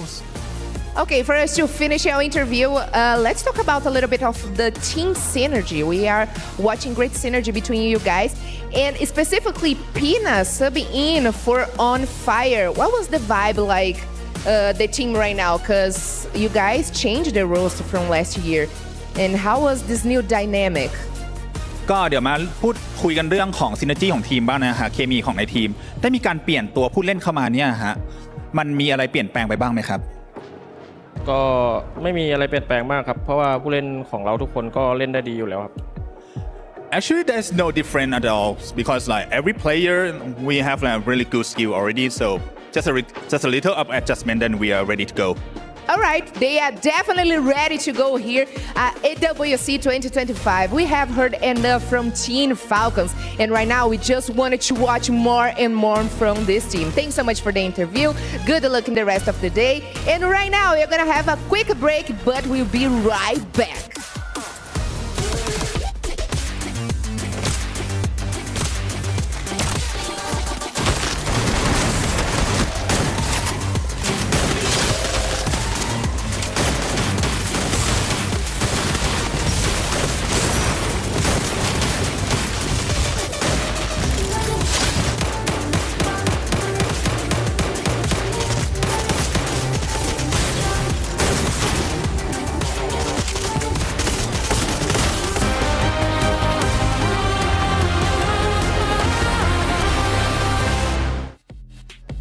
Hi everyone, it's Yunso, and I'm right here at the Boulevard Street.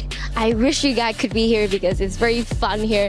Many things to explore, but you know what, I'm kind of having a bad day because all of my city regions, they seem to be like, doesn't have a good game. So I'm going to this ice cream store to sweetening my things out. Hello. So there are plenty of flavors, but I think I'm going to do a mix. Everything. Okay. I've never seen this type. I mean, I saw it a lot on social, but I never had it before, but it looks interesting. What is this? How can he? Thank you.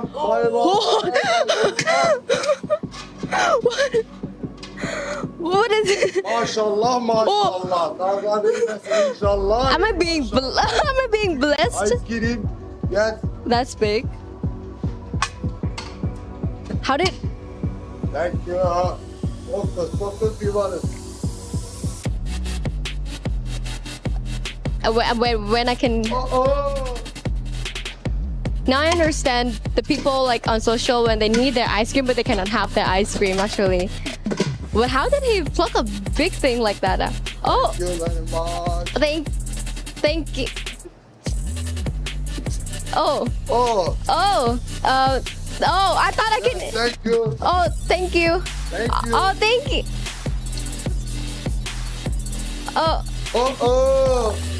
How can? Thank you. Finally, I have my ice cream here.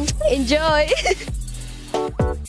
Escogí Free Fire porque lo empecé a jugar con mis primos o familiares, entonces pasaba buen tiempo con ellos jugando Free. Bueno, mi motivación siempre va a ser mi familia y mis amigos que siempre me apoyan en todo esto. He is the clutch king of R7. La verdad, un sueño, es como algo muy importante para mí en verdad.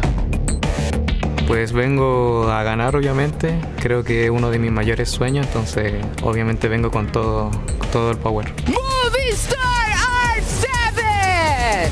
Creo que lo que más nos diferencia como equipo es la sinergia que tenemos todos juntos y el buen ambiente que manejamos. Come on, don't sleep, man. ¿Cuál es tu arma favorita? La espada Booyah. Now they're still hunting those white tigers. No depende contra nadie con quien me esté enfrentando. Siempre soy agresivo. Games Kings is going to be player number 2 to make contact right around the corner. Nosotros no tenemos rivales no tenemos rivales. Todos los tomamos como por igual. Games King entered the 10 and Moshi is on the ground, giving the 5th point here for R7. Que se preparen porque R7 va a ir a comerse a todo el mapa. But R7 playing it smart, going in for the flank around, but one great big mistake, and R7 delivers their first Booyah of the day. Movistar R7 proving exactly who the stars are.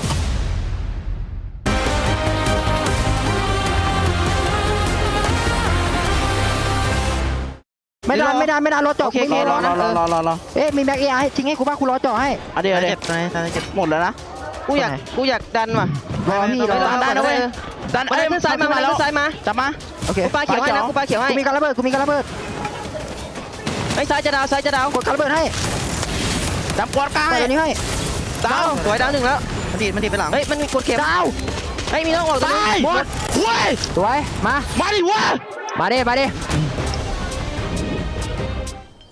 Core Memory launched themselves up that leaderboard by securing a Booyah on Purgatory. And just when we think we know what's kind of happening in these matches on the panel, it just seems that there's just a brand new surprise. It looked like it was going to be Falcons just doing their old shenanigans, biding their time, making it to that circle, but they get cut down in that game. EVOS also looking like monsters in that game, also getting cut down just because of that circle, Gideon. Break it down because I know you have all the details on what was really the main factor as to why Core Memory got that Booyah. I mean, there's two main factors here, right? We can talk about the end circle, which we'll get into in just a little bit, but let's talk about the very beginning of the game, because right now, it's a sick game of Mafia Werewolf, where that one guy immediately out of the gate starts pointing at people saying, hey, I think it's you. You're the guy who's taking everybody out. The accuser in this particular case is going to be R7, Pain Gaming, alongside with RRQ, which is very surprising because the Indonesian playstyle is very much around, I want to aggress once I have information, when I know what that final ring looks like.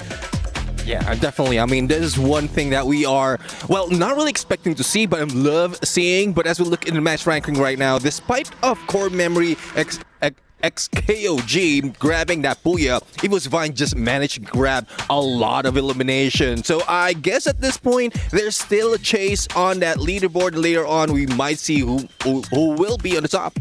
I mean, for core memory, I think they are trying to play it safe. They are not chasing to fight against other teams, and that's the reason that they only got 5 eliminations. But that's not bad because they also had the Booyah, so they can have like a bunch of points, and maybe if they keep that type of game, they can be in the top of the ranking. I mean, it does help to play safe, especially for Point Rush, right? Because you could try to play the very risky play style, you try to be the aggressors, but we've seen time and time again, sometimes it just doesn't work. And I think especially for today, with how slowly and how intentionally teams are moving on the map, it's almost like if you try to jump on them, they're going to punish you if you overstep. But that's the thing, right? The only teams that really got hard punished in this particular case, were one of the aggressors, which in this case is RRQ, eventually taken out by DRG, which is great for them because they ended up with 15 points at the very end. And then you were wondering, hey, what about the other aggressors? Ping Gaming and R7, despite being hyper aggressive, and Ping Gaming in particular putting an insane amount of pressure onto Fluxo, we're walking away with 16 points on that very first page, despite not being able to get into those final rings. So technically it works out. Well, we're going to give the teams a bit of a breather as they get ready for the next matchup, but we are going to have a little bit more fun because we have the Dr. Slime and Al Habib hot takes. Let's see what the teams have to say. What is up, folks? Welcome to Hot Takes at Free Fire at Esports World Cup 2025. I'm your host, Husky, and with me on the couch today, I got two handsome gentlemen from Team Falcons. I think the weather in Riyadh is perfect for this segment because it's pretty hot out there, and that's why we're having hot takes. So now I want to hear your hot takes, right? The most unpopular opinion you have. What are your odds of winning? 0 to 100. Can Team Falcons win again?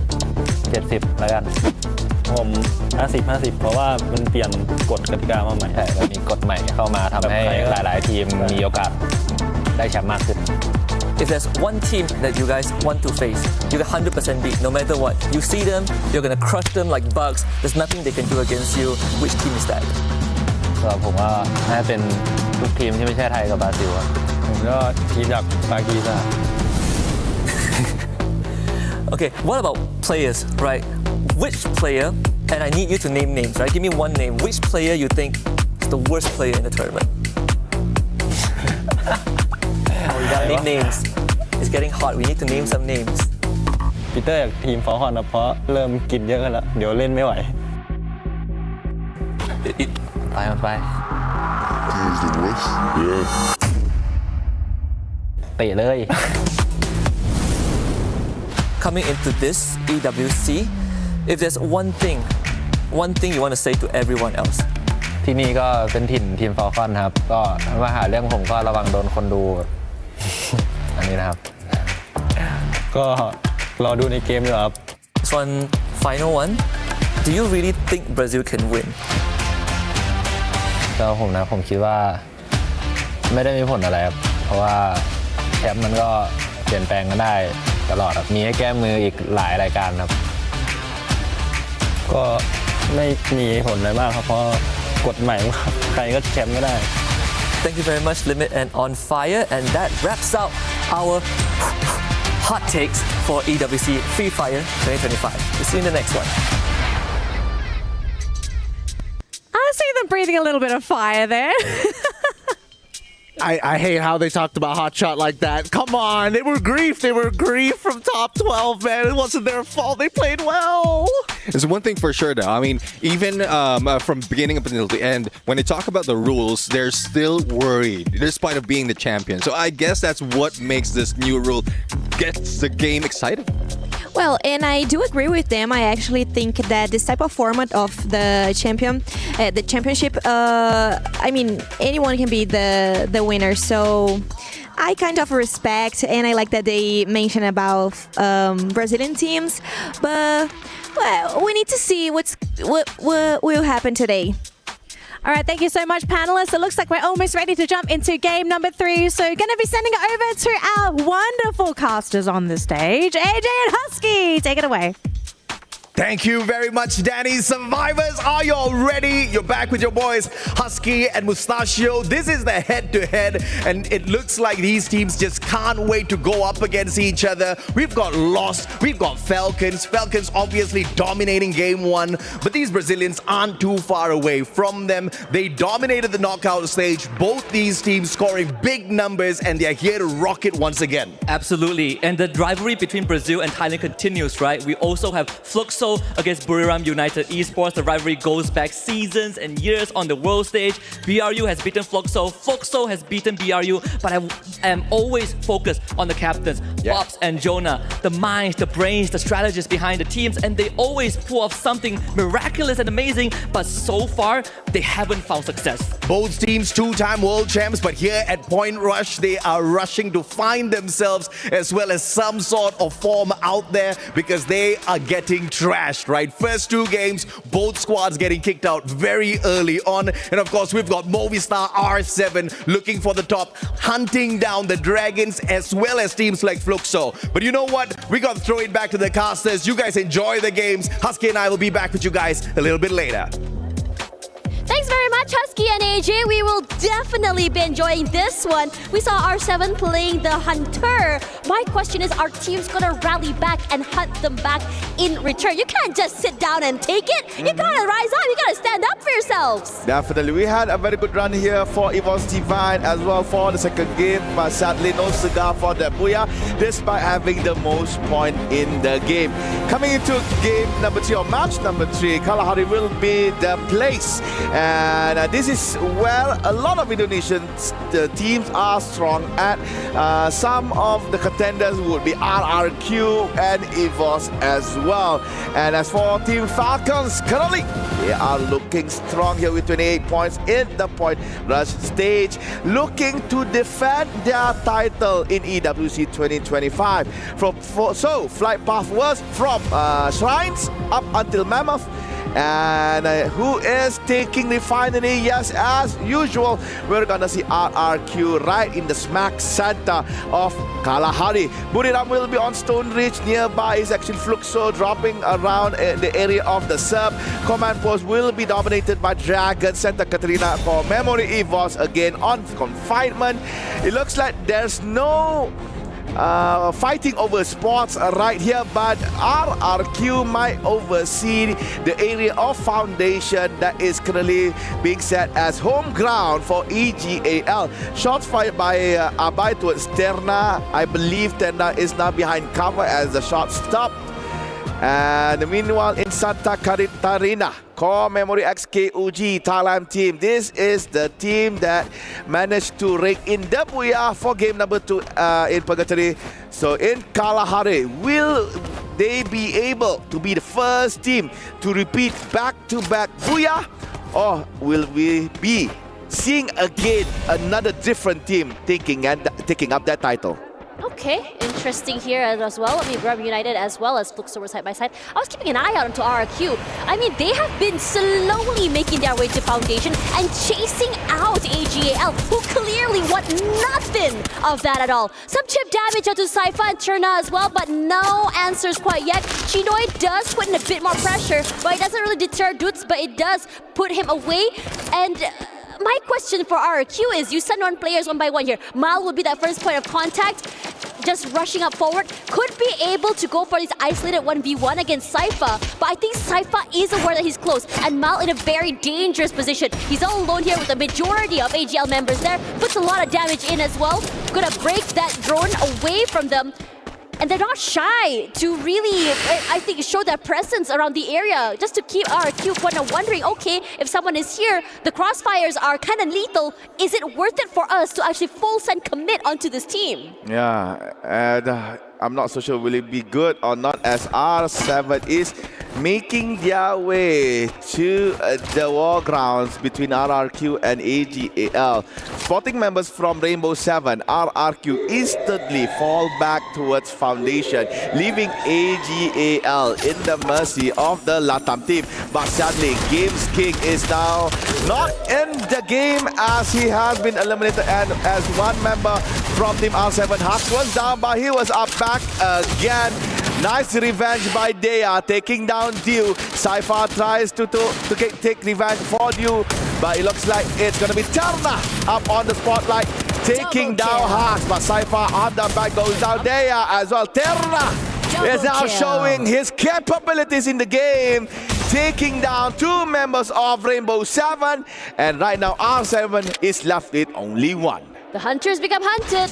At this point, you really got to rally back, and that's exactly what happened at Dia Dragons. They find themselves in a pickle here as Falcons look to aggress. They have put down, Peanut has already been put down, but the rest of DRG still very much in trouble as CMOX falls. They do answer back here, but RQ is close. They find one member. They knock down Yasir as well for Limit in that game. Not a problem to bring him back alive as well. RQ may have overaggressed here, but no, they are doing this execution to perfection, completely overrunning and overcoming all of the members of Falcons, leaving Limit all on its lonesome away. And RQ, they are looking to chase. Limit has a lot of space between him and the team, but he has to make sure that he survives. And he's in a very dangerous predicament. There are teams close by who are really eager to be able to find him and get that one pressure point in the back. But now it might be Divide. They're gonna rush onto him. He's inside of the building all alone. It's a meat grinder of death for him. And the Falcons just get destroyed.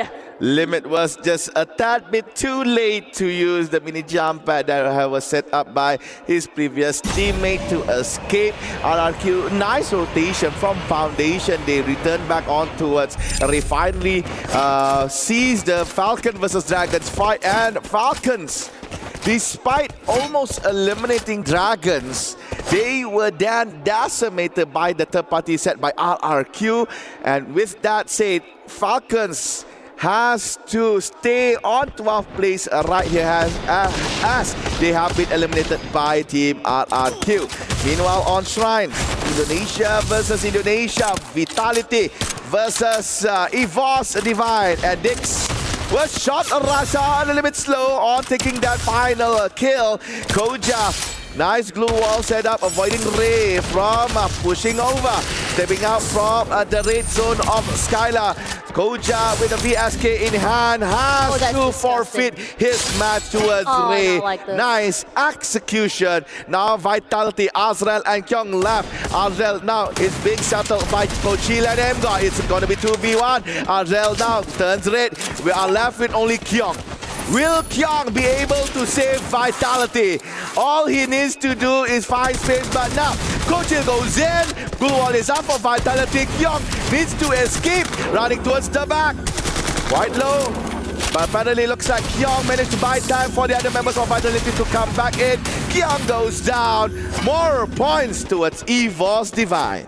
EVOS are just so aggressive. This is the EVOS Divine that we saw on day 1. Very aggressive, quick to this fight, and so eager to go for these, for these aggressive style plays.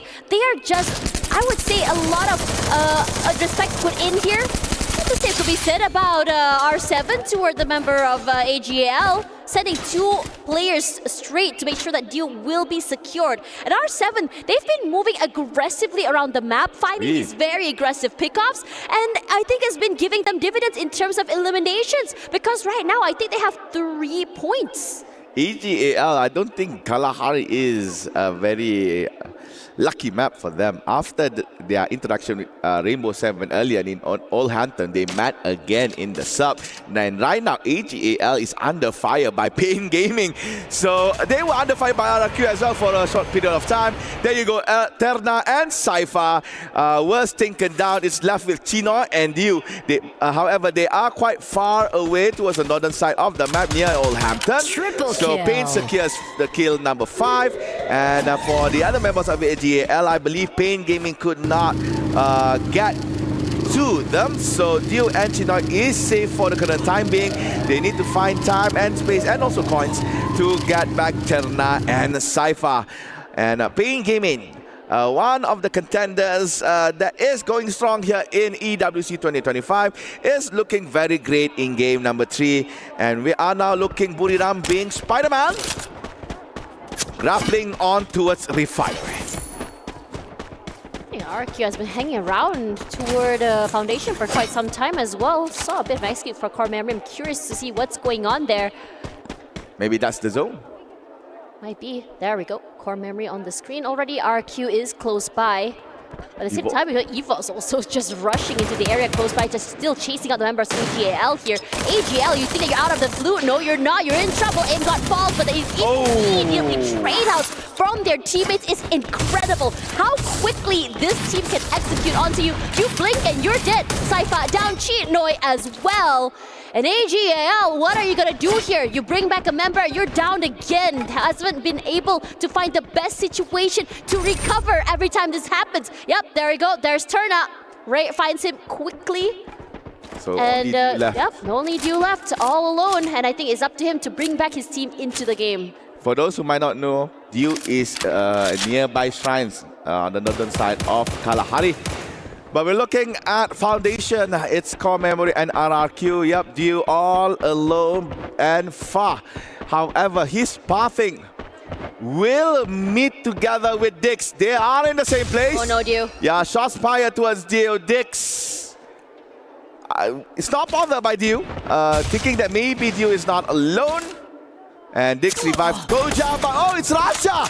Raja is the person that has found you. So EGAL, sadly, Dew tried his best. The box of honor has been placed shut permanently in shrine for Kalahari. I have to say that EVOS have been really persistent if they are chasing. I think this fight, this chase has been going for quite some time now, and Lost looking to completely overwhelm Vitality. Vitality was the team that was aggressive here, but Lost, you have to really give it to them. They are a team that knows how exactly to deal with these executions, deal with these aggressions. They welcome it with open arms. As RQ trying to find a different way forward here, Pain wants to bring Pain onto them as well, but none of the damage actually clipping onto the members of RQ. So they're just chilling for the time being here. The only thing separating these two is that building. As core memory looks to address, R7 moves away. Dragon wants to move into this fight as well. There's so many things happening all around the map. But in this situation, core memory giving a little space away. But over onto this side, it's a bit of a stalemate. 4 teams are in the same area. Foundation are here. Pain has to fall back as they lost Gus and Noda. Peter and Motovia up to go for the long-range fights. They have a mini jump pad steadily behind this electrical tower. Dragons, all 4 still standing. R7 and Core Memory had their brawl just a little bit, and as said by Tash, there is no decisive winner between R7 and Core Memory, still on the stalemate. Meanwhile, Lost is actually pushing Vitality away. Another stalemate as well had happened, but now in Foundation, right around the area, we got RRQ, we got Vitality, we got Dragons, we got Pain, we got Core Memory, KOG, and across the river we have EVOS. Fluxo so here too. very concentrated as well. Yeah, Fluxo as well is slowly making their way in the same vicinity. Pain Gaming managed to get Noda and Gus back. Remind spotted M7, and that goes down. The sniper for Fluxo. The DRG, they're rallying back. Not the best or best outcome for them to defeat this map, but this time they've decided to be a little bit more aggressive, a little bit more proactive when it comes to rotating around that circle as well. They put their hand in the cookie jar, became that third party, got some eliminations out of it, then they have gotten 4 eliminations up until now as well. Fluxo currently on the back foot here, 2-2 formation I believe for them, whereas another 3-1 formation, excuse me, as they try to figure out a way to get into this circle, try to find out an opening, try to find out which team is a bit more weak when it comes to execution, so they're able to overwhelm. But the circle is shifting. Time not on many of these teams' sides, especially EVOS, who are a little bit more late to this rotation, could potentially try and find Pain as they desperately find their way into Foundation. It's gonna be chaos here, Tash, as we are still left with 10 teams. Quite a small safe zone right here. There we Noda go. is yet again went to the CCTV area as he has been taken down by Ray. Peter will join Noda as well. So now Pain Gaming, I believe, is left with only 1 remaining member. Players inside Foundation, they are right now currently quite quiet. And for Team Lost, they are slowly making their way towards the mid side of the map, the new zone. And Pain Gaming, the last remaining member was found, so Pain Gaming has been eliminated on time's place. So Dragon and Fluxo is still at it. But at the same time, you can see that R7 and Core Memory still looking at each other, still still being careful not to, let anyone in to both particular places. And at the same time, you can see on the minimap, EVOS is making their way towards Fluxo and Dragon. But however, the bad side of things is now on the side of Fluxo as they are being pinned by both the Dragons and also the Tigers. Bob goes down, puts it, and is the only one left. Bob will not be saved. Yasser, despite being taken down, Seafox is going for the person. Seafox goes down together with Simax. Things are not looking good for Dragons. They wanted to go for the attack, but it looks like they are being attacked in the end. You and Butsi stay quiet. But Seafox could not be safe at all because he is in a very hard area for Yasser and Remind to go. So it looks like Dragons is retreating back as the Tigers pushing forward. Fluxo remaining in the same area, still yet to be found by EVOS, and at the same time, Lost jumping in into Foundation, being caught off guard by Vitality. I have to say this is all very, very aggressive and very desperate for some of these teams as well. Just landing, finding any form of space out there in the open. There's not a lot of cover. If you think about it, every single cover and corner has already been occupied. And it is just nasty out here. As Nando 9 falls, Cougar to get that 1 point. And it's great for him. Lost eliminated at 8. And this is very, very rare. DRG had an upper hand. And now they are the ones in trouble. They're all around the space. But EVOS, they're on fire. And they thrive on this chaos. EVOS rush up forward. Ray as the highest amount of damage dealer, the tip of the spear for this team, is doing a great job to just start these fights as well. But EVOS finds Vitality, eliminates them decisively with things blowing to smithereens quickly. And 7th place for this team. But EVOS not done quite yet. They're rushing forward here, moving in tandem with the zone. Whoever that moves, they're in trouble. But somehow DRG has managed to evade them. And the same could be said about RRQ. 18 elimination points for EVOS currently. You can see that they are currently holding 32 points in our point on stage just from the eliminations and their previous games alone.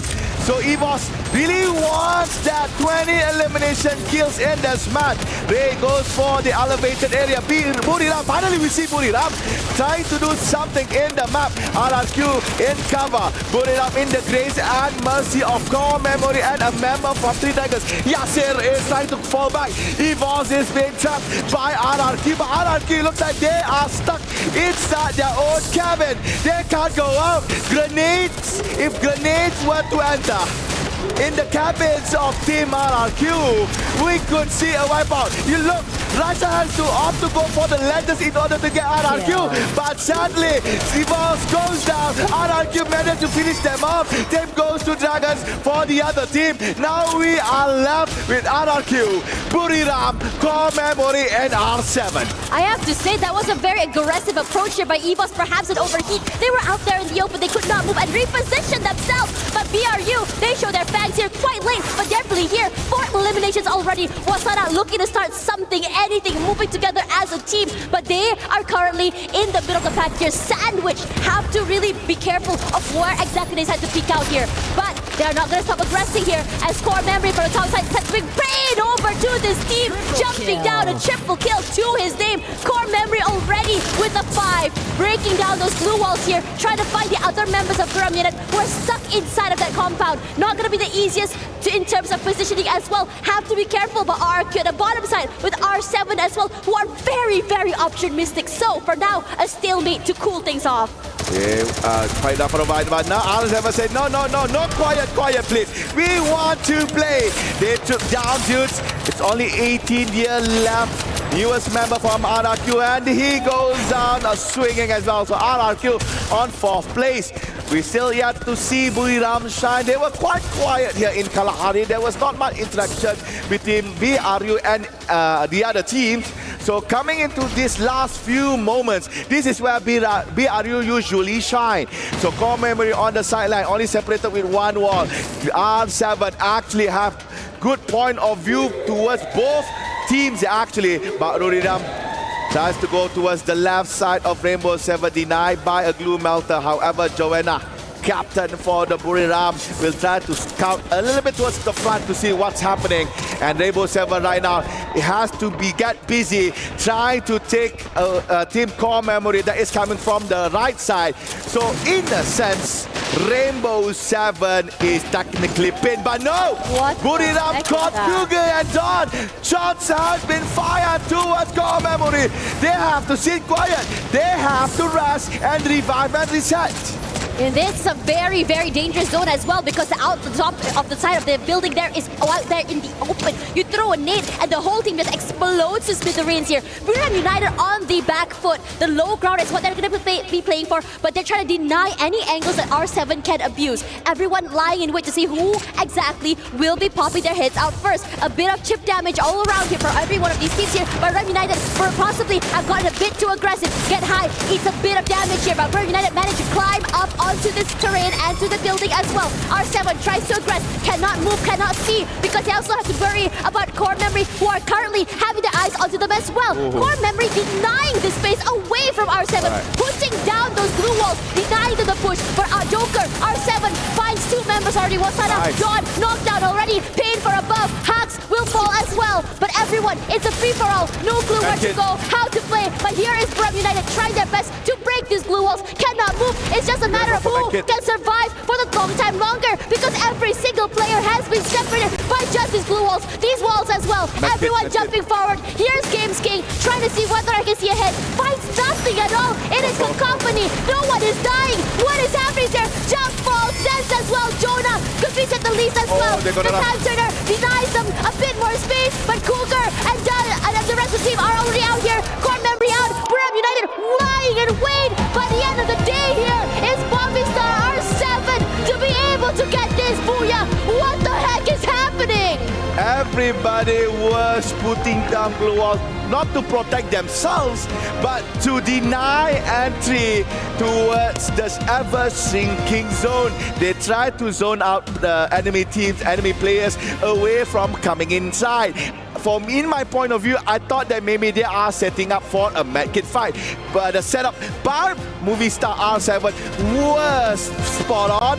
They blocked BRU, they blocked Buriram from pushing inside, and at the same time Buriram was actually doing the same thing, blocking Core Memory from entering the mid zone. And due to the fact that Rainbow 7 had a clearer view of things besides than Buriram and even Core Memory, they have the upper hand. They blocked both of those teams. Buriram said, I don't care, let's just rush in. They went in for Core Memory. R7 is just looking at everything. They have one member position to try to play the mad kick, while all the others are trying to eye on Buriram and also Core Memory. And in the end, it is R7 that came on top.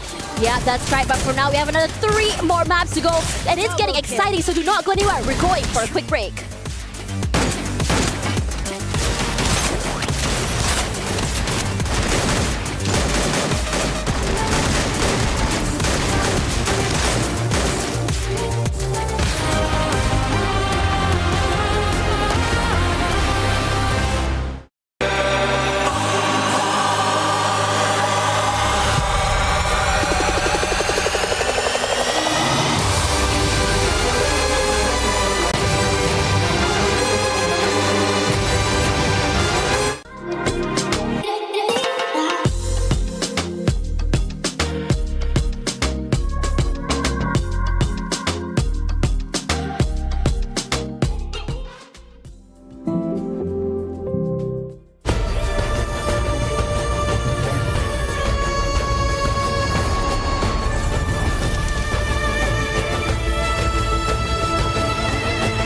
This land is calling.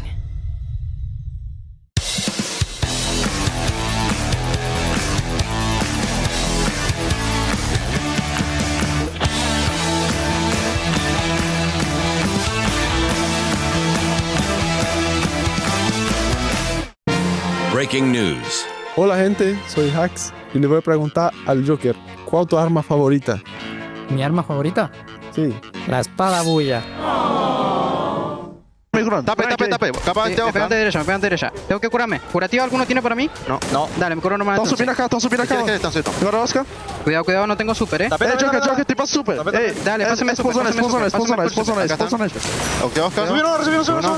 Derecha. 100, bajé. Puse 07. Pana. ¿Quién es el suelo? Ahora tienen 100. Acción. Tíralo. Dale, cúrate. Tíralo otro. Buena. Well, almost looked like Boulevard was going to grab that Booyah there, but R7 had other plans. And that was such a crazy Booyah, guys. We had a maze of blue walls, 3 teams vying for that Booyah. But at the end of the day, R7, they remained calm, composed, brought it all the way back in, and they've now secured themselves a massive chunk of points. Welcome back to the panel, everybody. We're going to break down our game for Kalahari because we have passed the halfway mark, gentlemen. Definitely. I mean, a lot of excitement has been brought, not only from that final circle, but also before that happened. There's a lot of early engagement, a lot of disappointing endings, especially when you are on a crosshair of a sniper and you're solo. I mean, it's true, but we are seeing a couple of patterns being very evident in this game. Number one, RRQ, they're definitely out for the Falcons. Like, it's clear that they're making early rotations to intercept them during these fights, but it may be costing them a couple more points. This time around, at least they're walking away with at least 10 eliminations, 17 points, while EVOS Esports, I think, are the big winners. Russia was having one hot game. He's the kid, man. Yeah, definitely. The Wonder Kid, the sniper of EVOS Esports, really is bringing it on. 6 points in terms of placement, but in terms of elimination, it was 18. So that is why, despite of R7, Movistar R7 grabbing that Booyah, they're very close right now in the match result. Look, we're seeing some teams really focus on those placement points, right? But sometimes you also got to grab those eliminations. So moving forward, are we going to be sticking to one particular play style, or do you kind of feel like it's just a case-by-case basis? Because we're so used to seeing tournaments where teams, once there's a bit of a meta established, it kind of carries through to the rest of the maps played throughout the day. But it almost feels like every map played today, it's like someone decides to just change the recipe for the cookbook, and we don't know what's going on.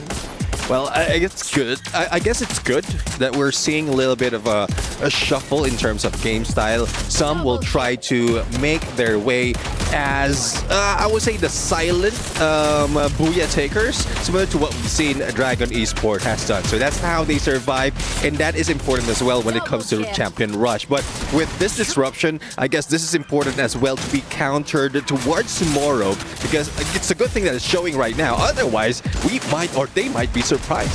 I think at the very least, we should be expecting these next 3 maps, because we saw during the knockout stages that once we get to the latter half of the map rotation, a lot of teams start really changing up their style. I think, as you've mentioned, like changing the secret sauce just a little bit every single time is really throwing a lot of teams and a lot of players off guard as well, right? Because you don't know who's going to intercept you next. And I think that, at least for R7, they started off, hey, we're going to be aggressive, we're going to do what we do.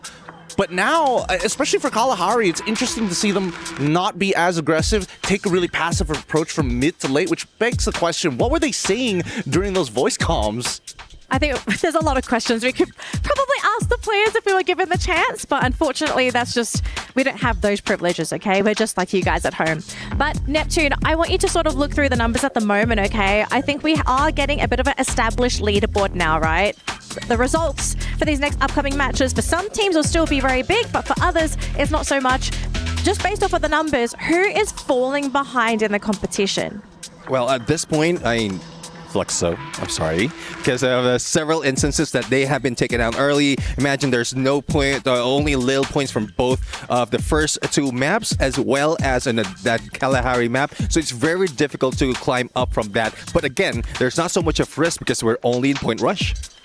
Exactly. Now, just a quick reminder to all of our folks at home, right? It's not just Free Fire happening here at EWC 25. We do have other titles going on at the exact same time. And today, it was the grand finals for the Mobile Legends Bang Bang Women's Division. And it was Vitality who ended up being crowned champions this year, beating out Gaming Gladiators in a crazy grand finals matchup. And of course, Vitality, because they won the title, they earned a huge bundle of points for the team, enough to actually push them to the top of the club championship leaderboard, and thus putting some pressure on the Free Fire team to perform as well and to keep them at the top of the leaderboard. But As you can see here, we have another key entered into the podium. So we have another champion here crowned at EWC 25. But look at the girls though. They are so happy, so proud of themselves. And it's because they deserved it. Everything is earned, nothing is given.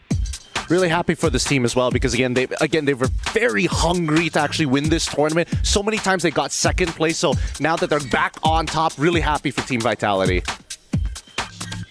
So congratulations to the girls as they are going to bathe in their glory. And for the next year, of course, they have gloating rights to say, we're the best team in the entire world, because I do think that is a title these girls have earned. So congratulations again to Team Vitality's Women's Mobile Legends Bang Bang team. You guys 100% deserved your victory. Now, back to Free Fire, because we are only halfway through our competition here at Point Rush. We've still got 3 more games to go. We've just finished up Kalahari. Next up is Alpine. What are we expecting from Alpine, folks? I'm kind of scared because as we are talking about, Fluxo is not doing good, and I know that they have like a fight against the landing spot that they usually like to use during the tournament, and and I don't know if they can be able to get better, during the rest of the day. So I think it's gonna be hard for them to, grow and try to be back in the tops of the ranking. I actually don't know what's going on, but Brazilian teams as well in the last match, they just didn't perform. I think Fluxo need to stand their ground. I think teams are giving more respect to BRU than they are to Fluxo. If Fluxo can predetermine themselves, hey, this is our drop spot, do not disrespect us again, I think they'll start doing well.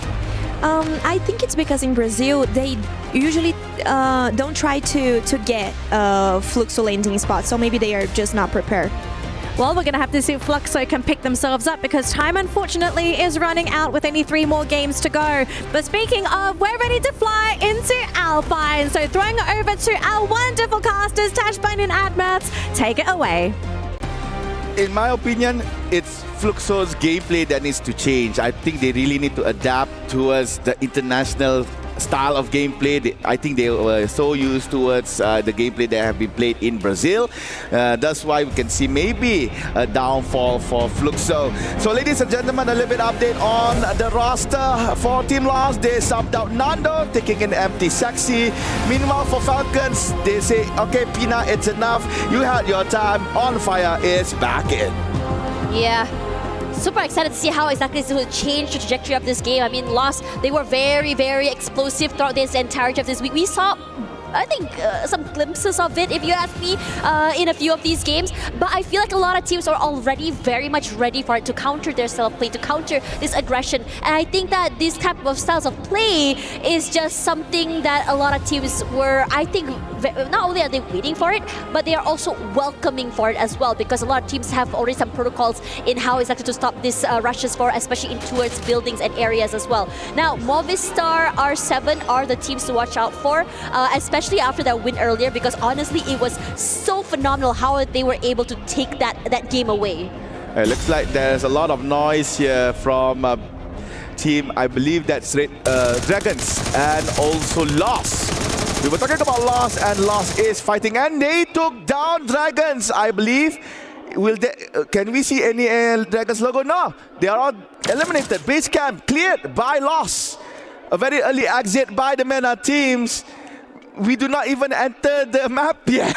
I mean, we did not even enter the map yet, and Dragons is gone. I mean, what's really exciting about Lost is the fact that, you change their roster and suddenly the speed changes, the aggression changes as well. And I feel like Dragons have been hunted relentlessly by so many teams today. By R7, by Lost as well. It's just so unfortunate for them, because they don't seem to have any protocols to stop this style of aggressive play. Now RQ, they're sneaky as heck. Abai finds a big one onto Deya, and quickly Jutz rushes away, but he cannot run, because the other members of R7 were very much ready to hunt for him as well. So 1-for-1 here for RQ, understanding this predicament, says, okay, it's okay, we already got what we wanted, back off. Yeah, Dudes attempted to try to at least get one from Team Rainbow 7 with the pulse gun that he has. But knowing pulse gun not so marvelous in terms of output damage, so he had to fall back. He opened up the Chronosphere, but sadly Team Rainbow 7 just push on because there's nothing blocking the Chronosphere from entering by the enemy team. Meanwhile, Fluxo, we were commenting that they should improve their game. However, before that, let's see the replay between Dragons and Lost in base camp. One-sided matchup. Dragons could not even match with Team Lost on that first bout in Alpine. So they just got decimated by the Brazilian team. Back towards AGANL. Fluxo, AGAL managed to get a very advantageous position here in Stadium. Fluxo being smart here, trying to scatter their members throughout Stadium, trying not to gather all of that in one spot. That is to avoid a whole team massacre that can be done by AGAL. And you, as the sniper himself, this elevation is pretty good for him to catch any Fluxo members. But Fluxo does not care. They come in, jump towards Gio. Gio goes down despite getting boots in to turn red. So Gio really needs to find that space and time to get back Butsin, but sadly Butsin cannot be saved. Gio managed to get that point for AGAL. On the other side, Bobs and Chinoy is trying to maybe scuffle, but at the same time Chinoy is looking at his back as Gio is on top of that roof. Chinoy got a little bit of chip damage to himself. There you go. Bob's coming in, rush towards Chinoy. He was distracted, and yep, Bob says that, oh, you look behind? It's okay, I come from the front. Great reposition from Bobs as well. Fluxo, great recovery. I mean, you lose your member fairly early. A lot of teams decide, okay, let's just back off, or maybe try to find a different point of entry. But Fluxo, I have to say, they are the type of team that says, okay, we're down and out, that's fine. Just rush forward, try to catch players off guard, and that's exactly what happened here. We're seeing a lot of fights happening, and Lost this time around with the presence of MT Sexy into this game has really changed their dynamic, changed their momentum, changed their style of play, and I think it looks really good, especially nice for the second half of the day here with the Rigby. A great pickup onto Abai, and this should slow RQ down. This is massive, phenomenal as well. 18 years all alone as well, and I can tell that for Lost, they have already identified where the positionings of where the players of RQ are, and they're quick to swarm. With the presence of MT Sexy, we can see a different form of Loss. And that was a very nasty one-tap by Rigby, former member of MIBR, currently serving for Loss. On another side of the map, near Snowfall, we see the scuffle between Rainbow 7 and Buriram. This is something that you usually would see at Snowfall, as both Rainbow 7 and Buriram made their particular place as their drop spot. Wasana pushes forward with Wasana style by Get High, gets that point kill using the grenade. Joanna waiting in front, but Joanna goes down.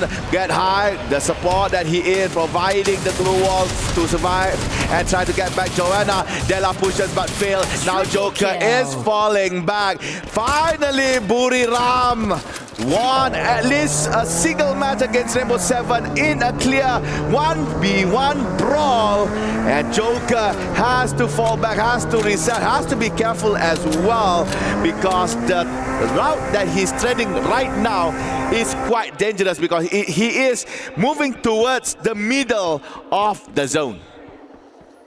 Now silence. We saw a lot of fights happening earlier, especially toward Fusion, where we saw, I think, a big scuffle between Falcons as well as Vitality as well previously. I think Falcons did bring in some revives as well for their teammates. So if anything, it wasn't really a full-on fight, but it was quite nasty here. But RFQ, they're still not out of the red. They're still in trouble. Mal quickly brought back into the game, but not before he gives that one precious point onto Lost as well, who are still rampaging throughout the entire game of Alpine. That nade, disgusting shot onto 18 gear. He cannot do anything. This guy is just walking into big areas and kills and just completely decimating this entire team here. Abai tries to equalize. He's got one pick off already. Quick to reposition himself forward here. Actually reaches into the chrono. Abai cannot fight back because Lost were ready to just receive RRQ here. Abai as well to fall, and his teammates cannot answer back. And RQ here, it goes from bad to worse. At least for the time being, they do have one member still left alive. They can try to recover and go back into this game, but the amount of points they have already donated to Lost is just insane. The smart decision to use the treatment gun on towards falling Rigby was a nice delay time for the other members of Team Lost to execute Abai thinking that, okay, I might get this point, but no, he's back alive and well, and in the end RRQ was reversed, and luckily RRQ still have one remaining member managed to actually find space to go away, so RRQ still alive. Meanwhile, Falcon and Vitality is at it. Vitality really needs to secure points for their club points here in EWC, manages to take down Peter. Very nice pickup by the Indonesian team. They might want to go and chase Kiroro, but judging how they're moving right now, I believe that is enough. Kiroro on fire managed to actually just go away from Vitality, and meanwhile Vitality might just pick up all the bounty that they had from their fallen Falcons. You know, this fight from both Vitality and Falcons have been going on for quite some time. It was almost toward the beginning of the game where Falcons just almost got rolled over here. They rallied back, brought their teammates back into the team, went back into this fight again, and now RRQ here looking for a different fight onto AGL here. One member of AGL falls, but they are quickly traded out. Turna falls, quick to get picked up as well. Dinoculars will be used. For the other members of the team here rushing away, do not want to continue this long fight as well. As RRQ here, you start with one kill and then suddenly they're realizing this is not going to work out because we've given so much points already to Lost. We cannot do the same to AGL as well. Yeah, Abai braved himself to go into the middle part of Rive, quite an open area just to try and get that big airdrop. As he was doing so, comes by AGAL. The other members of RRQ could not get that time to provide reinforcement towards Abai. That's why Abai has to fight that 1v4 match, but sadly he could only manage to take down one, and that is not even a takedown elimination. It's just a knockdown, and Abai again for the second time in this game has to be revived back. Meanwhile, on Rivermouth, R7 making their way to another vicinity, another compound, avoiding shots from Kochil, and Kochil is still on that pulse gun. I'm not so sure whether when will he change here. Maybe he's just a player that is comfortable with that gun, because I've known a few players that is very strong with the pulse gun, despite being one of the weakest gun to be used. And yep, I'm not so sure whether or not Coach will change that weapon. There you go. The circle update is encompassing the area between Rivermouth and Rai. Quite an open area, a few compounds here and there. What I can say is that if you are one of the few first teams within the new zone, you will have your place. EVOS here not as loud as they were in the previous maps. Looking for a different approach here. We saw this sort of approach in the first day here, but R7 looking to reposition themselves, going straight to a core memory instead. Core memory has positioned themselves on the top side of this building here, but as they rotated, actually a member of EVOS did manage to find one as well. Hux falls as well, and now for core memory, they're happy to turn this into a meat grinder, and R7 get overwhelmed. Gameskins falls, Joker as well, and R7, they're running out of members here. Eliminated, cannot hold on, and AGL wondering and see whether or not they should join in the fun. So R7 with a misstep jumped in towards the mouth of Team Core Memories. So R7 11th place, and Buriram is interacting with Lost. This is Thailand versus Brazil. Once grades of Buriram right now not looking very good here within the knockout stage as well as point run stage. Buriram, their only good run was in the previous game. And right now, fighting against Lost, they are trying their best. So Asana on the ground, but General paid the price as well. Joanna doing some nice footwork. And there you go, Buriram showing what they got. Eliminating loss on 10th. And finally, we are seeing the awakening powers of the Thailand representatives. And this is a massive because BRU has been very, very quiet in the past few maps. Bar map number 1, where they were able to hold on to the compound very, very decisively. And now Fluxo, a bit more of a desperate situation, rushing forward, wanting this compound where RRQ is holding on to. But RRQ, they don't want to take this fight, deciding to move away, further away from them for these long-range fights as well. But for Fluxo, they're okay to go for this long-range fight. A lot of pressure put onto the members of RRQ here, but only thing they can manage to do is just some chip damage as well. RRQ, they're undeterred. They're saying, you know what, take that house, take that compound, but we are already closer to the zone, and most importantly, we're not interested in fighting you. Yes, Fluxo this time around looks good. They are playing well with the timings of the zone. They are not late. They are legitly on time. In contrast, Pain Gaming is going for that risk, entering the zone a little bit late as AGAL is gatekeeping them. Same goes to Falcon, is now being gatekept by Evor's Divine. The returning champions is now sort of like having cold feet here, as they are not playing as they usually do. Limit is still yet to be revived back. It looks like Peter Kiroro and On Fire playing a safe gameplay right here, avoiding interactions between EVOS, avoiding all other enemy members by rotating, deterring towards the northern side of the zone. Meanwhile, RRQ has to hold off their position against Buriram. And Buriram, being on a higher angle elevation, is not worried by any shots coming by Team RRQ. Falcons in a very desperate situation, but they do still manage to get themselves into the zone here. And Core Memory is still a top side of this compound, and EVOS tries to challenge. At the same time, Russia, great opening onto Kyong, finds him, knocks him down here, but Rum United also in trouble, getting completely overwhelmed here. RRQ, fairly quiet, fairly not able to go into the game early. This time around, completely just collapsed onto Buram United, and just wiped them down. Buram United were not ready at all to receive this team. The way they aggress is just so phenomenal, and EVOS looking to do the same here. As Core Memory, their glue walls fall. Not a lot of space to work with. The only thing they have right now is the movement inside of this shack.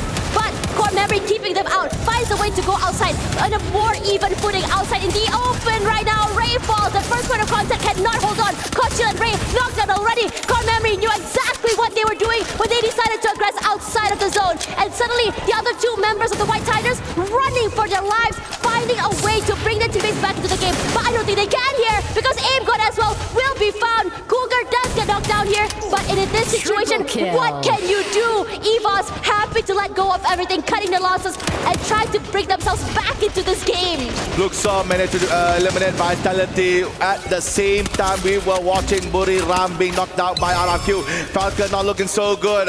Peter is the only one on the ground, finally has been eliminated. RRQ have been mopped on 5th place. We are left with 4.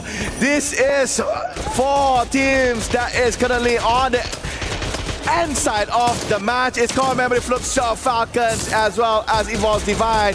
Core Memory playing wide right in the open, trying to execute on towards Team Falcon. Kugura in front, fighting some of his former teammates, and Falcon has been de-winged by Team Core Memory. Falcons on 4th place. Team goes to Evolve Divine. Now on 3rd. It's going to be Fluxor versus Core Memory. Both black and white team are at it right now on Alpine. But looks like it might be a Fluxor win. And there you go. It is in. After so many struggles on so many maps, Fluxor gets a Booyah in EWC 2025. And this is phenomenal because Fluxor is one of the most decorated teams here. One of the favorites to make it to the top. They haven't been able to show their shine for this entirety of this week, and now they took their time a bit on the back foot when it comes to rotations, when it comes to fights, but they knew when exactly to aggress. They did not want to have those early fights at all, and they waited for the last possible moment to bare their fangs.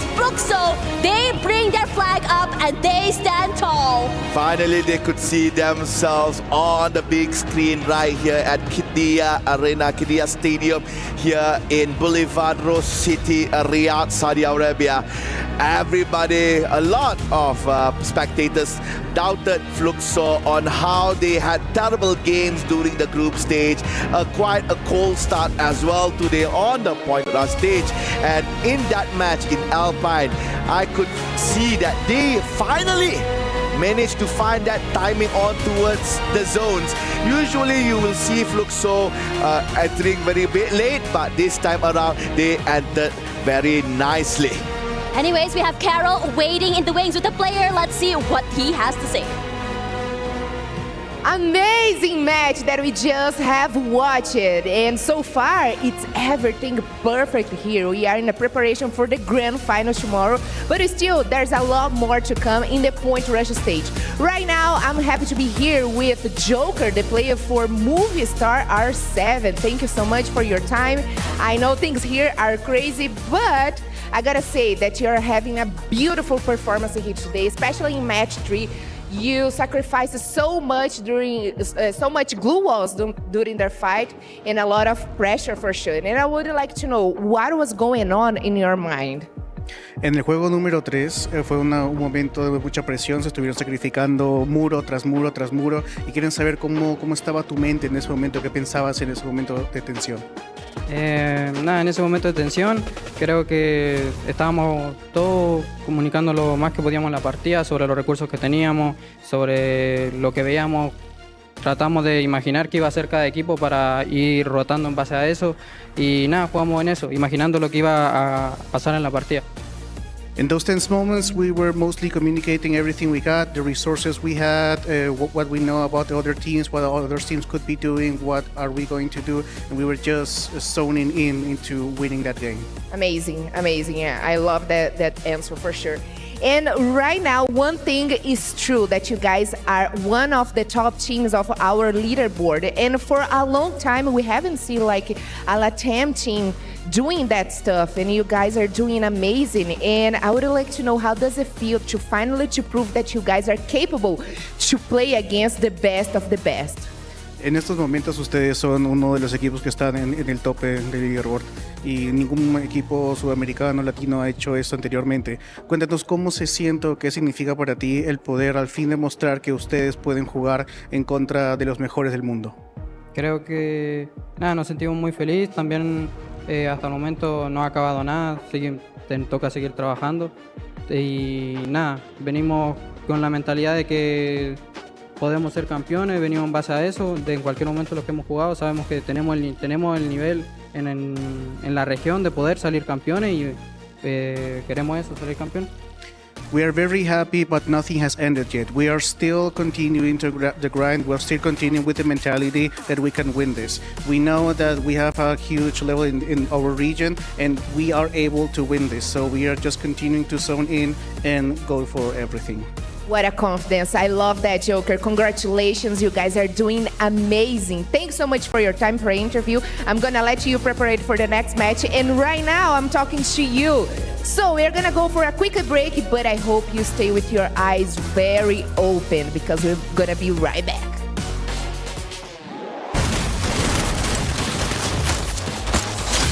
Double kill. Triple kill.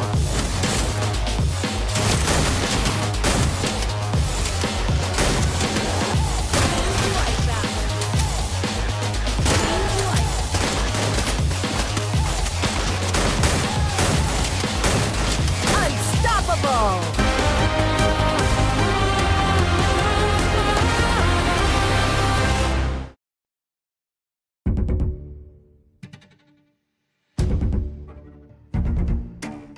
ก็จะปรับการเล่นให้เข้ากับทีมมากครับไม่ได้อยากเล่นให้ตัวเองโดดเด่นครับแค่ทีมได้แชมป์ก็ดีใจมากแล้วก็ปีนี้เพิ่มผมมาในรับก็อยากได้แชมป์อีกรอบนึงครับรักษาแชมป์ตำแหน่งผมจะเป็นตำแหน่งสไนเปอร์ครับตำแหน่งที่โคฟอยู่หลังที่สุดและก็เป็นตำแหน่งที่สำคัญที่สุดด้วย This is amazing. You cannot catch the man. In fact, he just wiped out a whole squad alone.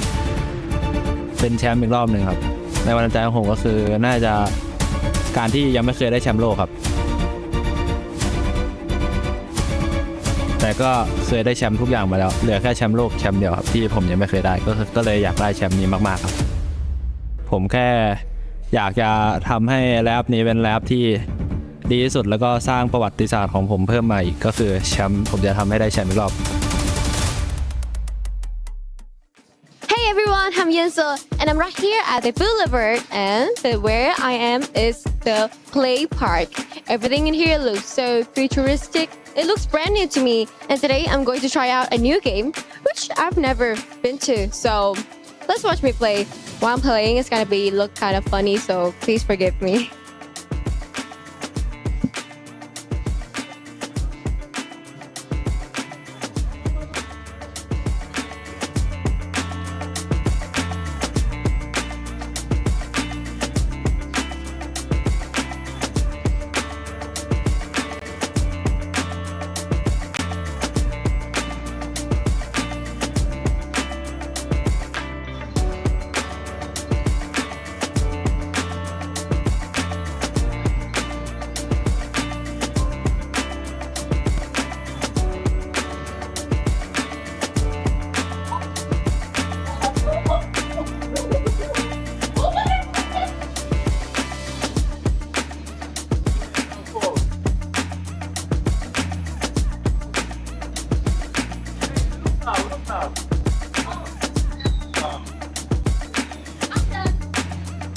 ระเบิดมือ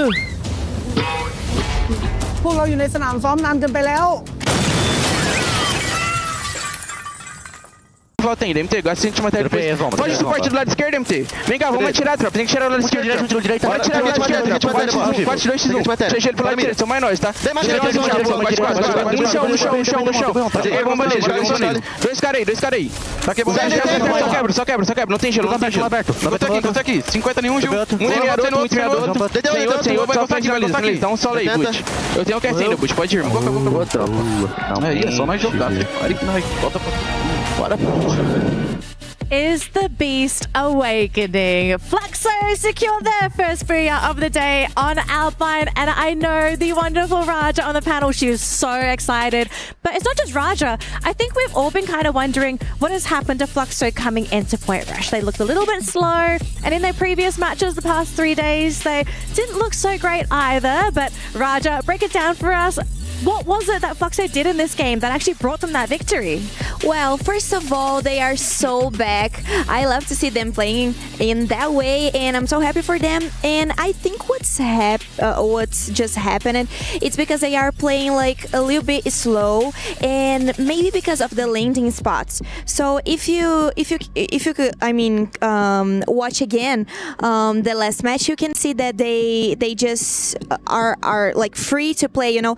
There's any other teams with them, so maybe they can be like maybe they can do the right rotation and they can be as strong as they normally are, so that's what we are waiting for them, and they need to keep the rhythm for the next match, so maybe they can grow inside of the ranking and try to catch the top 5 maybe, because they are in the bottom. Definitely. I mean, Team Fluxo, they really need that breathing space. They really need that reset button. And I guess that is true. Like dropping without any contention at all, you were able to get all your loots and then fix all your rotation. So I guess that's what Fluxo is doing right now. And I guess other teams as well that would give them those points. I think at least for this particular map, we're seeing that after looking at the scoreboard and see the total number of points that a majority of the page 1 teams had, I think that everybody is kind of, poured a little bit more gasoline into the engine. They really start to amp things up. They're really escalating things more often as we see the transitions happen. They're very aggressive with the way that they play. And more so, we're seeing that teams are able to recover just a little bit better. But that also improves the amount of elimination points in the economy itself, right? One person is able to escape, they bring back the whole team, rinse and repeat. And if that happens to 4 other teams, that's why we're seeing the top 2 having at least 20 points. Yeah, I think Fluxo ended the round with 15 eliminations. And then you add the Booyah points on top of that, and then I mean, they're feeling pretty dang good. Yeah, definitely. I mean, 27 points coming from Fluxo, but there's one thing surprising, and they haven't slowed down. Core Memory XKOG. I mean, we saw them, yes, they were second place, but they also grabbed 12 points in elimination. So they're very, very close right now, and I guess they're still maintaining the top. I think their secret to success really boils down to, can they make a hard prediction on that fourth ring? Every single time we've seen them make it into the top 2, top 3 is when they have a good rotation in and also get a little lucky on that 50-50 when it comes down to that fourth ring. From that point onwards, we see them really start to snowball out of control. Now, we do have the overall rankings here, so we can really see who is snowballing out of control. And, well, it still seems we have the White Tigers leading the pack. So, I mean, it was a good round for EVOS as well in that previous round. It was just they kind of got unlucky with their placement in one of those last few circles because they didn't have any cover. They were basically banking on being able to take someone else's spot, and that kind of didn't happen. But for the rest of the rankings, I mean, nothing out of the ordinary, I suppose, aside from Fluxo starting to make that climb, especially after that Booyah. Yeah, I mean, I would say for R7, they were in a good row right now, but the lead is coming away from them. And like 8 points in difference against a Core Memory XKOG. And then after that, RRQ as well is quite far. So I guess for the first two teams, they are in a safe spot right now unless Core Memory, or rather R7, will try what they did for the first round again. I think it's working out well for them, right? You know, hot drop somebody if necessary and then look to make it into top 3 afterwards. Their aggressive playstyle and high elimination counts by the end of the game is really starting to, you know, pave the way, a strong foundation coming into our last 2 maps. Now, it looks like we do have a very quick STC Club Championship update. Yunsol, what is new for the Club Championships? It's Yunsol, and we are live at Amazon Esports Arena at EWC 25. In semi-finals, Team Spirit defeated P-Vision with 2-0, and the match between Team Falcons and the Tundra Esports also ended with the same result. The match for the third place also ended with a score 2-0, and the P-Vision team won the duel against Tundra team. And now, in the grand final, Team Spirit is fiercely battling Team Falcons. The hype is real, and Team Falcons fans are making Team Spirit's competition much harder. Tonight, who will become the champion of Dota 2 at EWC 25? Let's find it out! Thank you so much for the update, Yunsol, and Team Falcons fighting strong in Dota 2, it seems. And obviously, their Free Fire team's going to want to knock it up a notch as well because those points, they're all up for grabs. It's just showing how close the club championships are really starting to amp up here. It's only week 2 of EWC, so it's pretty surprising that not any one of these teams have like really soared past each other just yet. Yeah, definitely. I mean, when we saw the Collab Championship, the scores that they have, there's still a lot of ties in there, and there's a lot of potential to really overtake and grab that number 1. All right, ladies and gentlemen, thank you so much for sharing your knowledge of the teams with us. It looks like we are ready to jump into our next matchup. But before that, though, we're going to head on over to our 2 favorite men, Husky and AJ. Take it away. You're back at the Kitty Esports Arena with your boys Mustachio and Husky. Game 4 is done. 2 more matches to go. And my, oh my, Husky, I think the fans are getting heated up. The fans definitely are. Of course, for those who don't know where we are right in deep in the Falcons' nest. So of course, we have to address the current reigning world champions. Team Falcons, where you at? Hang on. All right. With the Falcons. Okay. It looks like the Falcons are a tad bit low on energy. Maybe it's because it's Indonesia at the top. Indonesia, make some noise! Yes. Yeah, they've got some life in them. Yeah, finally, the Indonesians are stepping it up. And we're seeing the Indonesian teams do that. RRQ, EVOS, Vitality need to step up a little bit, but I know the Vitality fans are up there cheering every step of the way. Yeah, but you know who's the noisiest one of them all? It's always the Brazilians. Brazil, can we hear you? Make some noise!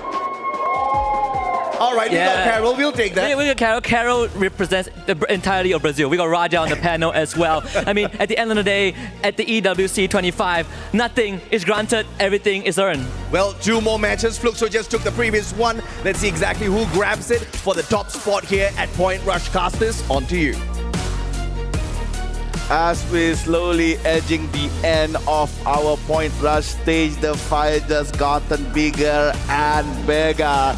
We had an incredible run by Fluxo back in Alpine. Now coming into Nextera, this is a map where we usually see the Thai teams take the Booyah title. However, for me, I still yet to see the emergence of Vitality and RRQ to come on top among all of these teams that is in the point rush stage.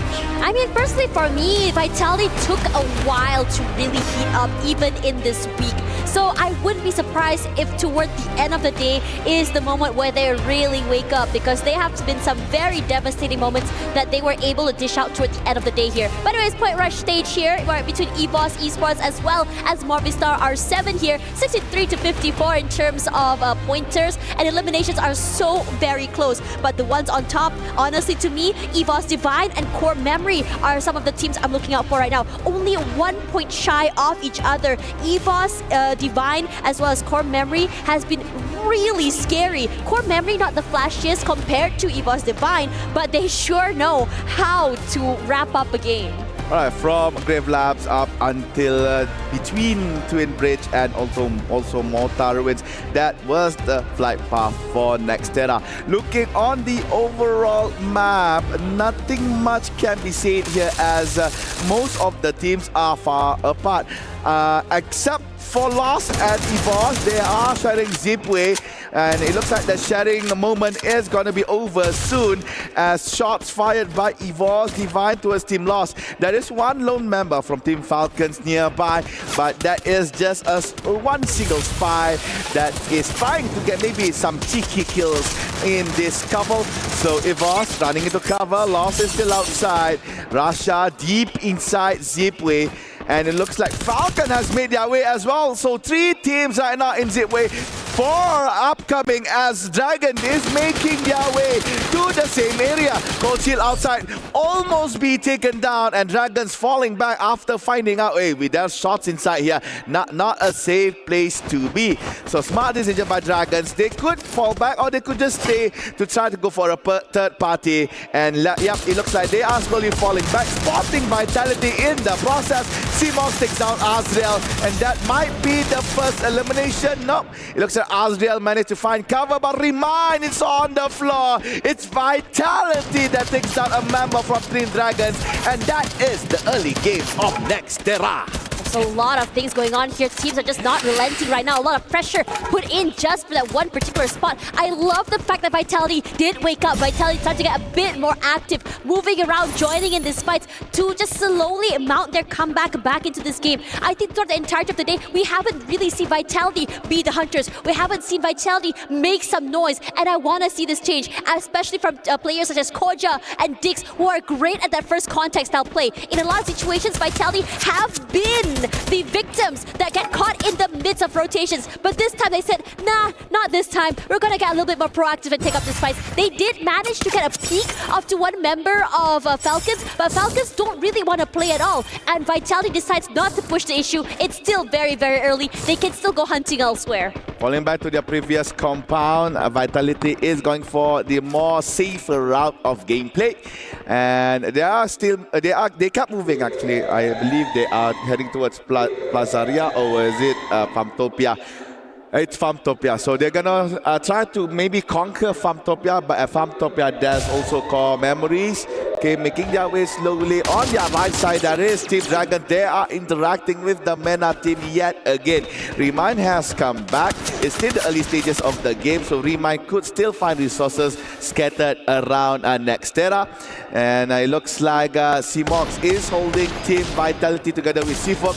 Vitality is choosing to use the mini jump pad to fly over towards a longer range distance between them, and also Dragon, Pasadlin, CMOX, and also his team member Remind managed to cut them off guard 2 members of Vitality is on the hands of Team Dragon Esports. And these points are much needed from DRG right now. They are currently on that last spot with only 22 points. Could this be the mount for them right now as they overcome AGAL now with the 2 extra points, putting them 1 point ahead of DRG? I would love to see them just keep going in terms of aggression. They weren't very lucky when it comes to a lot of fights. They weren't very lucky when it comes to rotations. And most importantly, they were hunted throughout the entirety of today as well. I want to see a change in pace where DRG surprised all of us in the entirety of this week, because out of nowhere they were able to overcome so many different teams. Rainbow 7 playing the high elevated gameplay against Team EVOS. The only counter is easy. Be under them. That's all. But EVOS really wants to fight Rainbow 7. Taking a toll on towards 2 members of Team EVOS Divine. A misstep by them. They didn't time themselves well with Rainbow 7 looking at them down below. So it's only left with Ray and AimGuard. And R7 is still on top of that, I could say a train tracks. More like a highway for trains, I guess. So they're going to stay up there. Ray is pushing forward. AimGuard will stay in Rustown. Maybe just be like a counter for Team R7, just in case if R7 move. So AimGuard facing 1v1.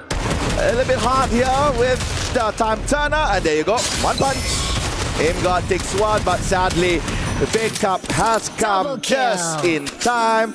Despite losing there, R7 looks strong for elimination kills. Yeah, I mean, their positionings have been huge. I mean, it looked as though they were in trouble earlier, but they have been able to recover. They've been managing to get all these stragglers all around the map. They don't really have to full commit as well in this situation. And currently, they are hot. They love going for these fights. They're not allowing this isolated 1v1s. And even if there was an isolated 1v1, the reaction time coming from his teammates to trade out immediately, not allowing for the perpetrator to get away safely, is just phenomenal. Vitality this time around finds Dudes, but his teammates are rallying, chasing away here. Dix understanding his predicament, trying to put himself away from the other members of the team. Great pickup here for the glue wall, but Dix not fast enough as RQ. Look at it, choke him from the other end.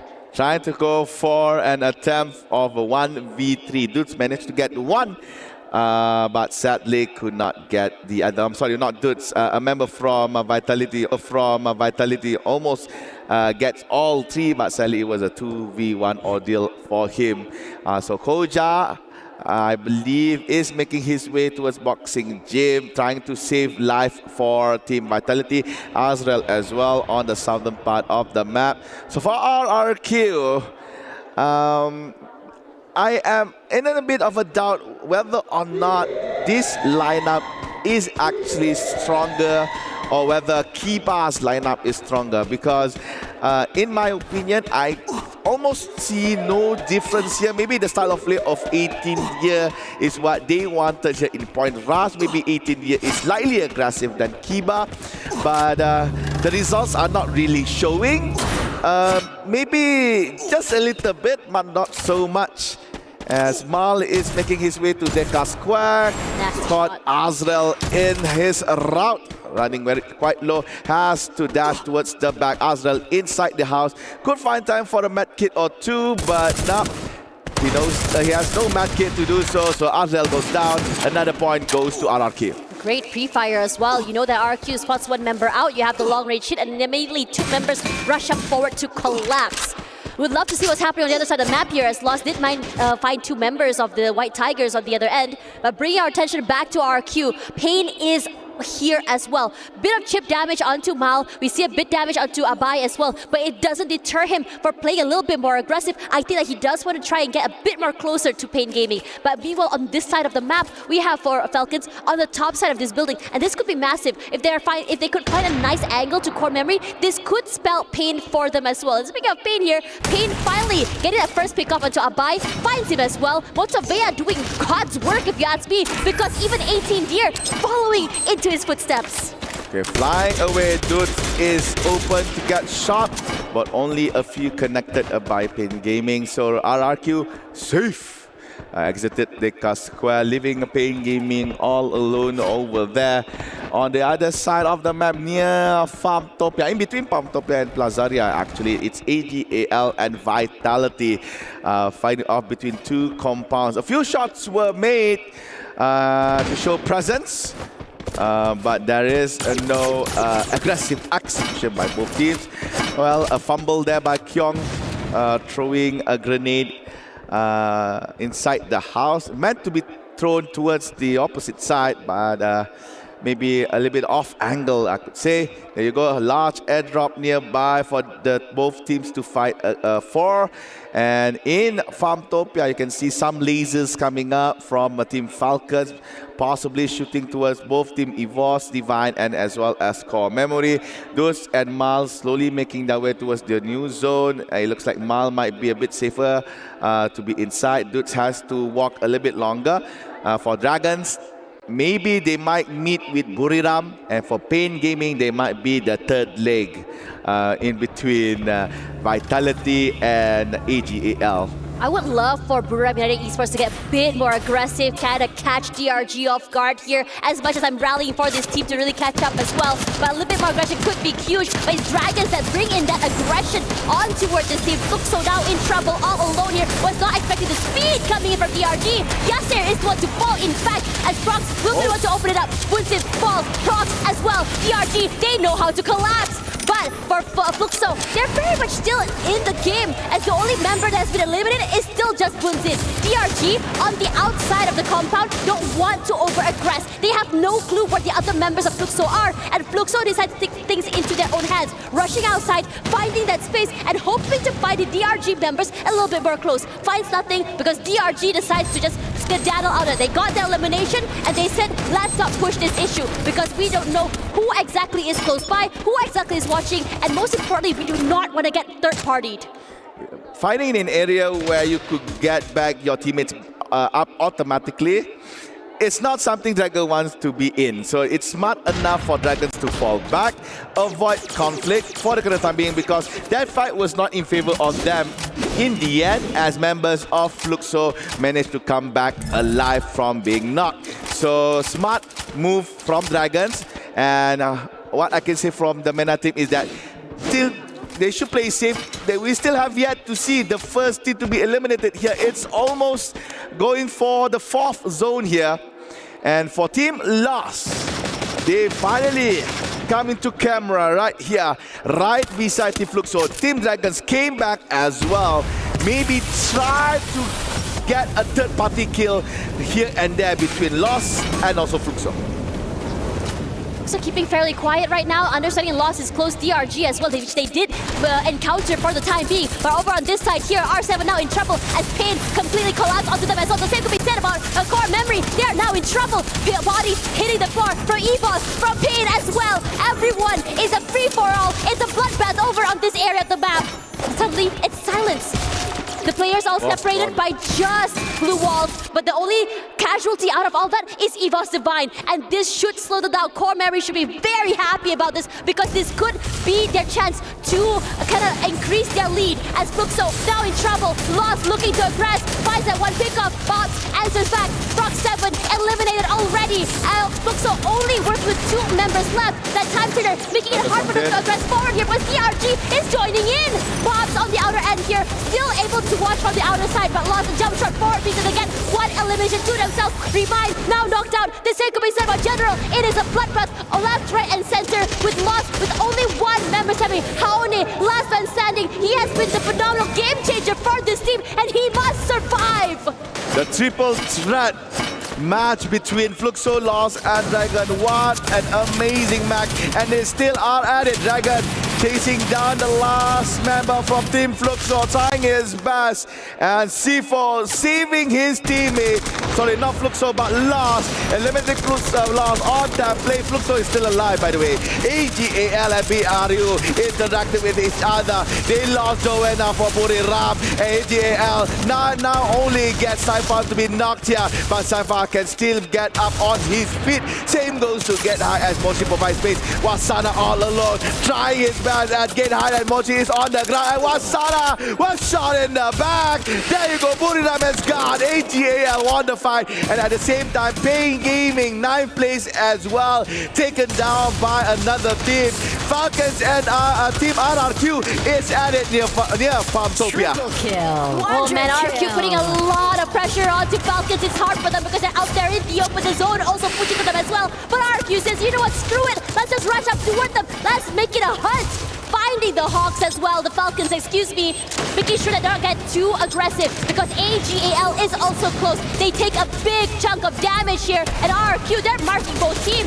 Aggressive forward here, and AGAL want to change the trajectory of out of this Saipa Peaks, but he falls. Ball was very much ready for him as well, with Bobs also on the other end of that map, wanting to see whether he can steal away an elimination, and he does. Kiroro goes over to the Fuxo players, but RRQ not done quite yet. Pressuring now this time around, R7, anything that moves, anything that walks, they are in trouble because RRQ fights everyone. Joker is bleeding to death. Hugs will be found by eliminate Sifu, but Joker, he rallies.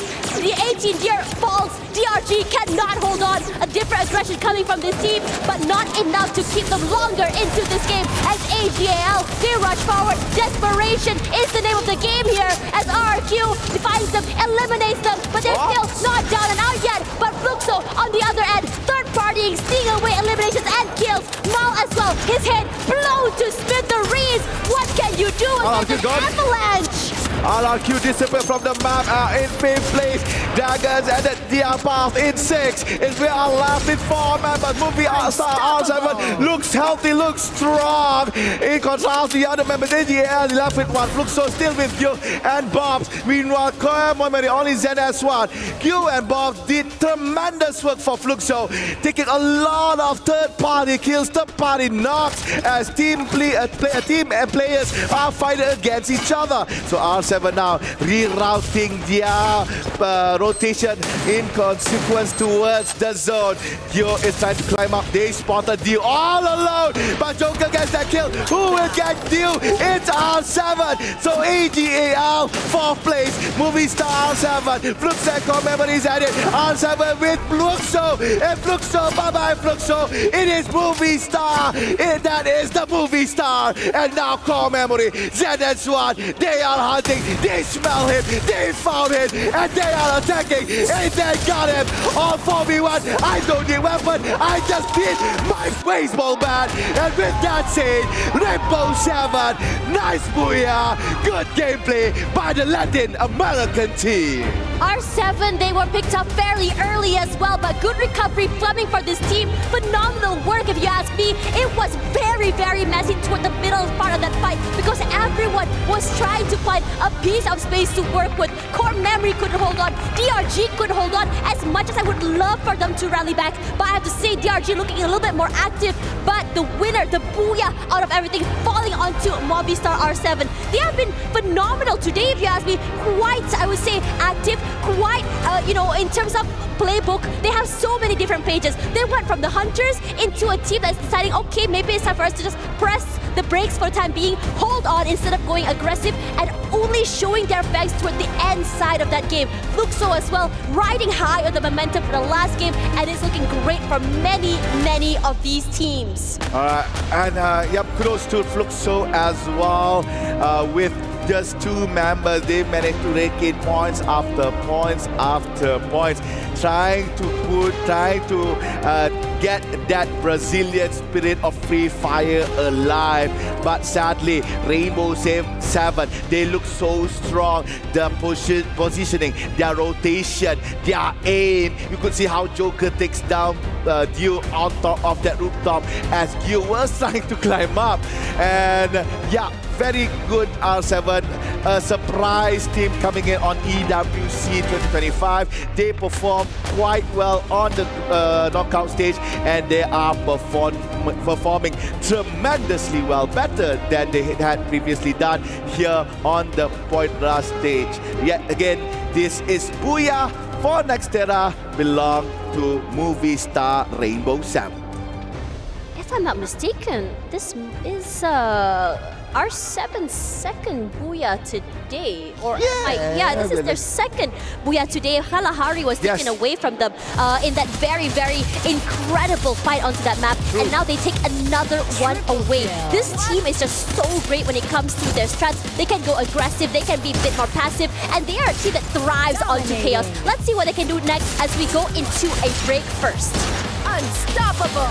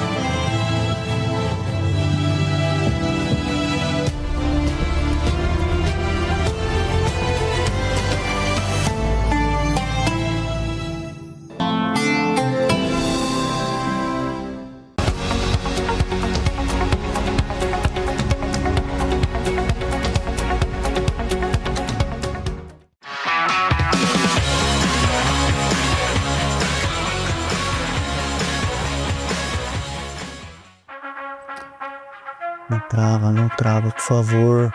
Não pode travar, não pode travar. Não pode travar, não pode travar. Nossa, vocês são muito estranhos. Mas se isso for trazer o Booyah, tudo bem. Derecha. Punto derecha. Buena, mata este weón. Buena. Queda uno. Sartén, dale, déjame poner un fracaso. Un 100 y listo. Sí, un fracaso mío y listo. Dale. Que no se mate, Está por acá. Acá. Dale 100. Dale. Tira un curativo. Dale. Ay, le fallé. Ya.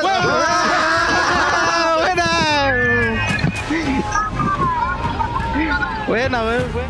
R7 run down the competition in our final circle and secure a Booyah on Next Terra. But oh my goodness, these games are insane. We are not seeing the traditional meta that we see in our typical regions, right? Typical regions, the games are pretty quick, or at least we have a standard for how quickly teams get eliminated.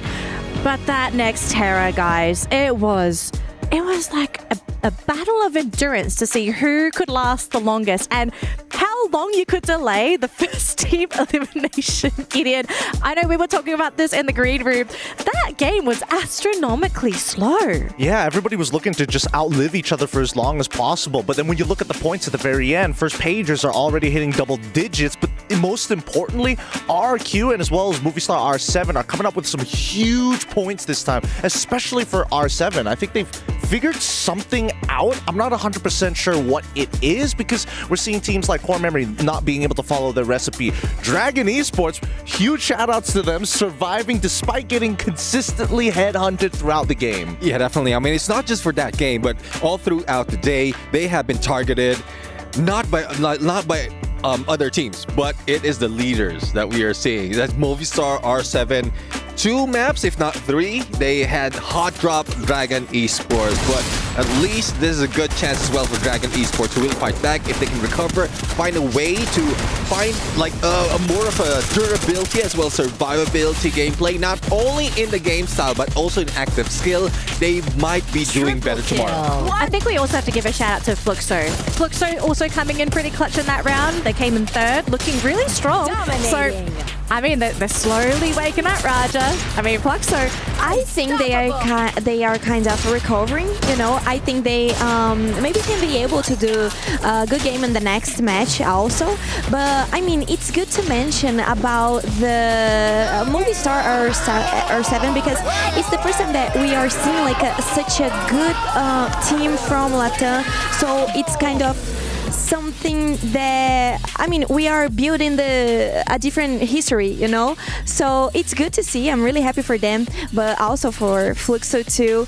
And well, let's see what will happen in the next match, because I think Dragons maybe try to get the landing spots from Fluxo. I'm not really sure if they will be able to do it today, but I know that they were trying yesterday and also, no, not yesterday, but during the knockout stage. Yeah.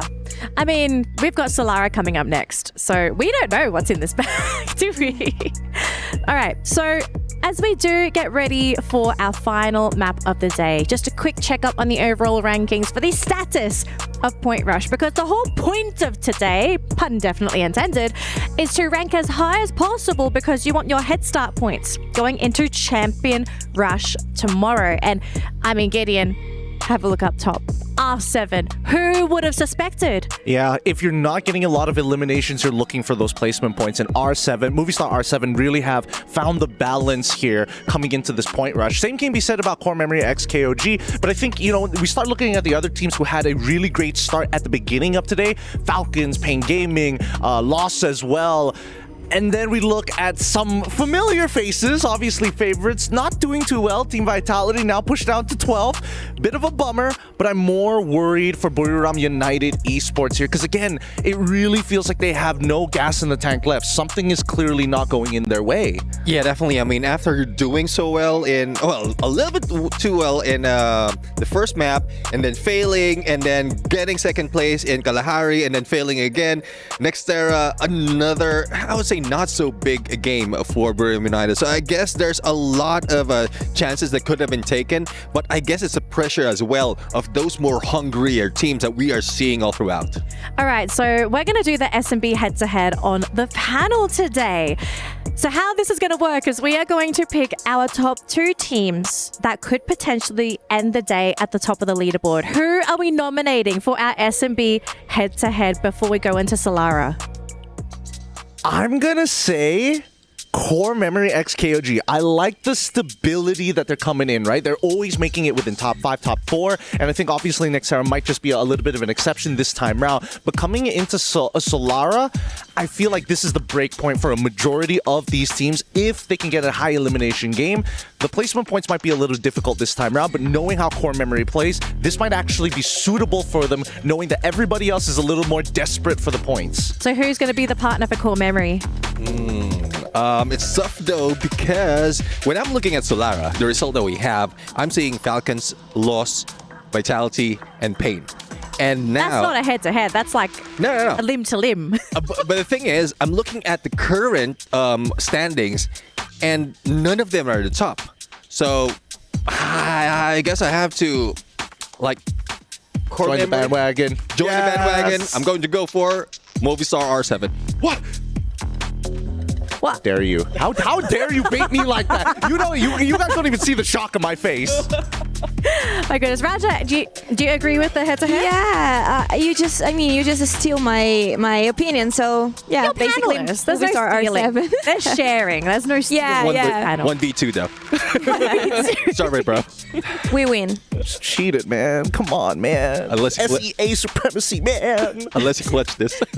Look, anything can happen, right? It's Solara. So even though we've named 2 teams that have been performing fantastically today, we could be surprised by a completely new Booyah.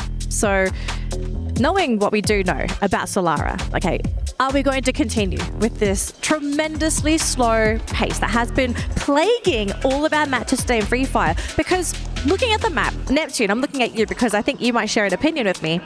Is it possible to even have a slow play style when there are slide rails? Yes, definitely. I mean, slow playstyle means that you don't have to go for engagement. Doesn't mean that you have to move slow, otherwise you will be hit so many times, similar to what we've seen other teams has been. But yeah, you can always move away from engagement because of a slide rail, so it makes it quicker for you to pull away, to exit any possible engagement. But what if they end up being trapped, Gideon? What if people are waiting on the other end of the slide rails? That's what I am saying. I think that Solara is one of those maps that teams really have to be pretty precautious about everything that is going on. You really have to keep your eyes on the feed to make sure that these eliminations that are coming through is also aligning with the information that you have about the initial drop spots. I think that's the biggest problem right now, because every single team who looked to early contest, these areas are very, very large. It is not a quick fight. It's never a quick fight. Drop spots. Neptune, I know you have a cheat sheet on this. I want to hear from you. What has been the most highly contested drop spot in Solara, and who currently drops there? Well, I would say in Solara, one thing that the teams have been taking so much is windmill. I mean, at that part, not only is it on the edge, but it also have two connecting slide rails that can go to Saddle Club as well as to Delta Isle. Or you can also go in a little bit in the middle into Funfair. So it's either you drop into windmill, or if you drop somewhere near those other stations that I mentioned, you can slide into windmill, and that's where the engagement starts before the drop-off. So would it be safe to say that everyone's going to maybe avoid windmill like the plague? That's where the party is. I mean, it just makes sense, right? If you know where the party is and you don't want to go to the party, you go in the opposite direction. Or you could start looking for the in-between stations, right? You're looking for like smaller objectives and then quickly go onto those and then head on over into the big POIs. All right, thank you so much to my beautiful analysts. It looks like we're ready to jump into, or fly into Solara. Throwing over to our wonderful classes right now. Tash Bunny and Admaths, take it away. Thank you very much, Danielle. I'm going to be looking out to what Neptune said about windmill. Regardless of everything, this is the last stand as we go into tomorrow with the head start points. Those 10 points are going to be huge for a team is going to be able to get away with it. Right now in the lead is Movistar R7 with 83 points, 48 eliminations, a nice balance of aggression as well as placement points as well. Stable as heck, as what the panel said, but the Seikobe said about core memory. Look at that, with 36k, almost 37k total damage. You have to watch out for these teams. They like to hunt, they like to aggress, and they are definitely proactive. All right, let's see whether or not the pacing of Nextera is carrying on towards Solara as we are about to start and execute game number 6.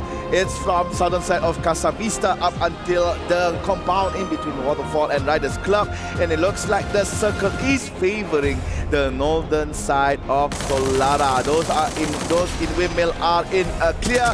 Meanwhile, those in Delta Isle, Aramco and Falcon, have to fight against each other as they are fighting over their drop spot. Aramco had an amazing run in Nextera in contrast to Falcons, so maybe this time around Falcons might want to do something. On the kill feed, you could see that Buriram and R7 fight off against each other. The Kings has fallen as Buriram United Esports defeated Movistar Rainbow 7. Rainbow 7 at 12th place. Falcons takes down members of RRQ by Luxandia, and Abai is trying to take revenge.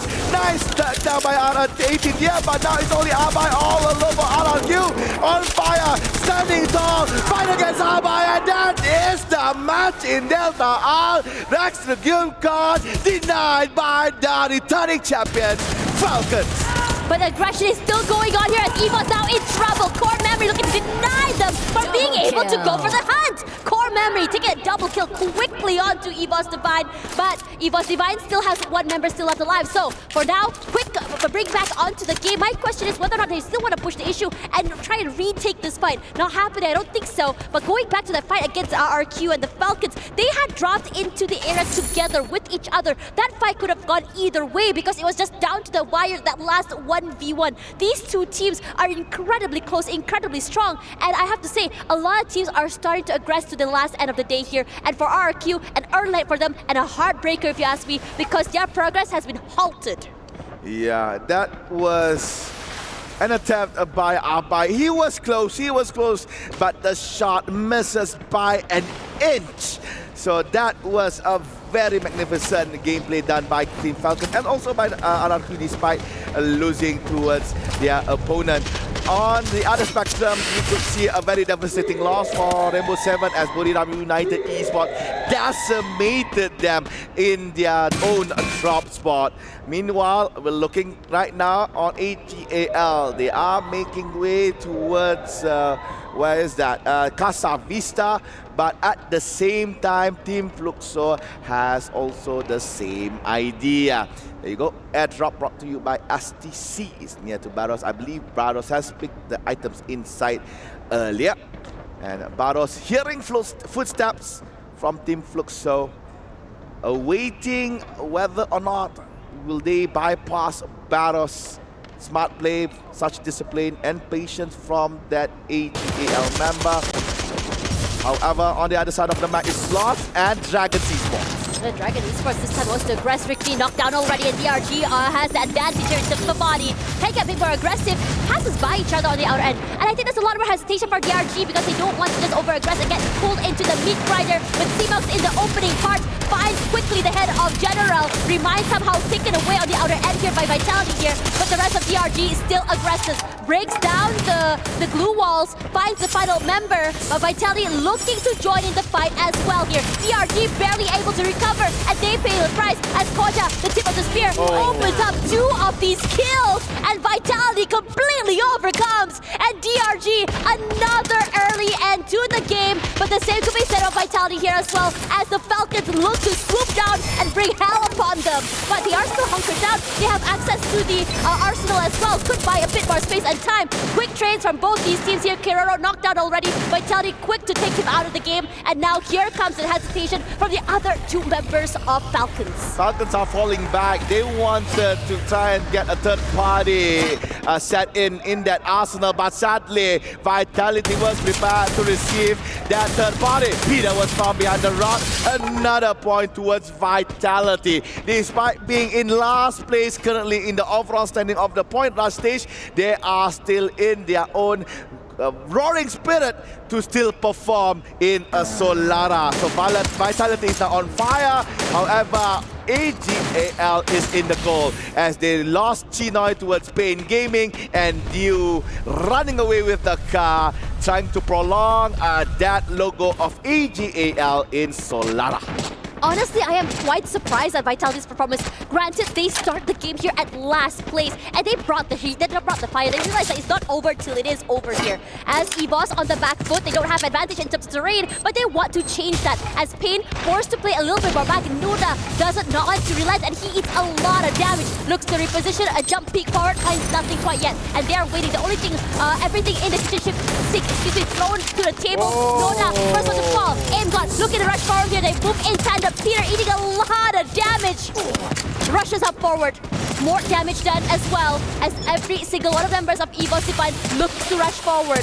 But for Pain Gaming, not able to stop this onslaught. They are running for their lives. They do answer back with their own utility, their own needs here, but it does not stop the aggression coming in from EVOS Divine. Ray is close, so is Aim got first to play that tip of the spear play. They rush up, but still not able to chase at all. You want to hunt, but you cannot find them. Gus close by. Free Fire's about this 1v1. Jump forward here, but they were very, very much ready. Gus steals away a point, but Ray looks to step up to the plate and try to do what his teammate can. But stopped by the glue walls here. It's just a game of bring around the Rosie, trade it all around here, but Russia at the very least does find Peter. TV Tower has a lot of noise in it as Pain Gaming is still yet to settle their fight with EVOS Divine. Gus goes down as well. We are now left with Noda. It looks like empty Sexy subbed out again. Noda comes in, but sadly Pain Gaming could not survive the clutches of the White Tiger. So EVOS Divine won that fight. TV Tower is theirs. And looking at the update of the next zone, it's going towards northern side again for the second time. It's going to be Riders Club and Fun Fest. A little bit of waterfall.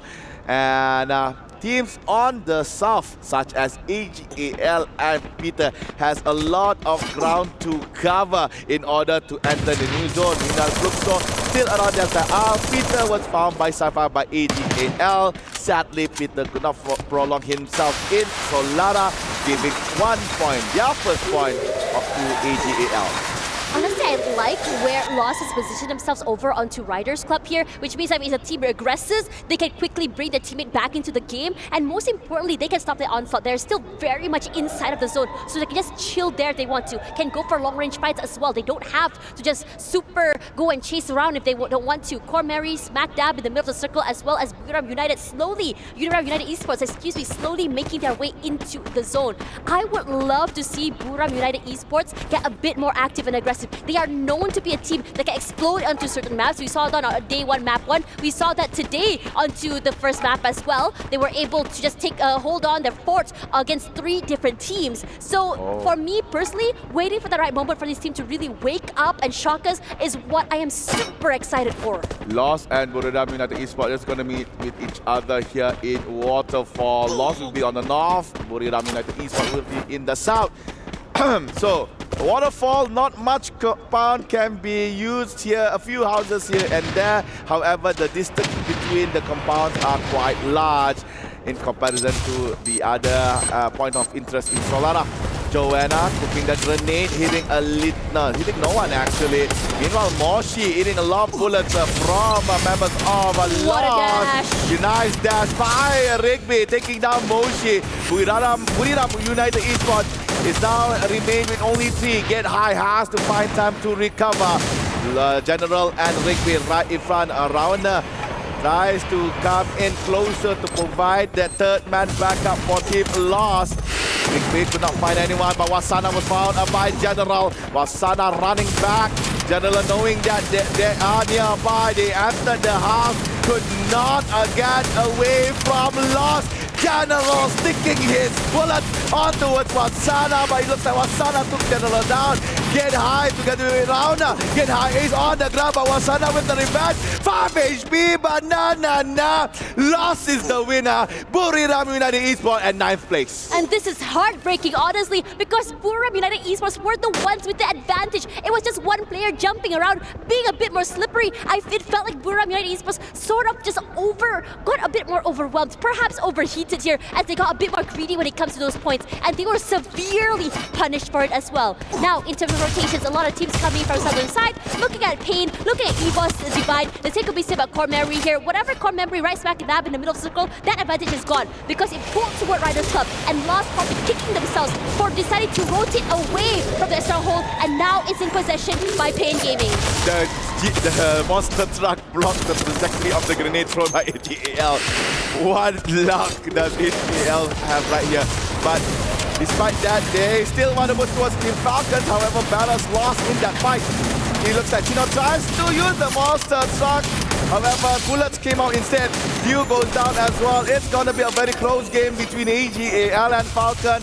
Peter ring around the Rosie together with Saifa using the glue wall that is being made by AGAL. Saifa takes Peter, but at the same time limits. Provide that long range backup, taking down Peter behind with Saifa managed to get back to his feet. So it's only limit left here for Team Falcons. A good execution done here by AGAL. They might want to leave limit to himself. It's better off AGAL find all the resources nearby, all the bounty that they have made in order to find enough coins, enough resources to revive back his fallen teammates. Meanwhile, for Falcon, limit is on the bad end of the stick as Motovia founds him all alone. AWFN, but nah, man, your head is just too big for me.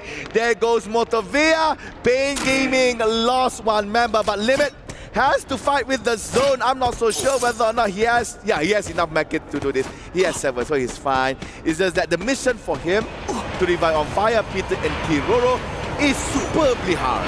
Not going to be the easiest as well, but Falcons have done a phenomenal job so far already. They've already survived this long. I most importantly 8 eliminations, but he's slowly but surely making sure that he's going to be able to steal away some extra points if he were to go down here. But that point stolen away here by Rasha, denying him the 1 extra point, and Limit must be so frustrated right now. I know I would be, as Limit makes his way into the circle. Not even a close by area for him to go for a revive as well. Not the easiest situation with Vitality coming in front, and Vitality is on fire. This is rough, and he does eventually get eliminated to that zone.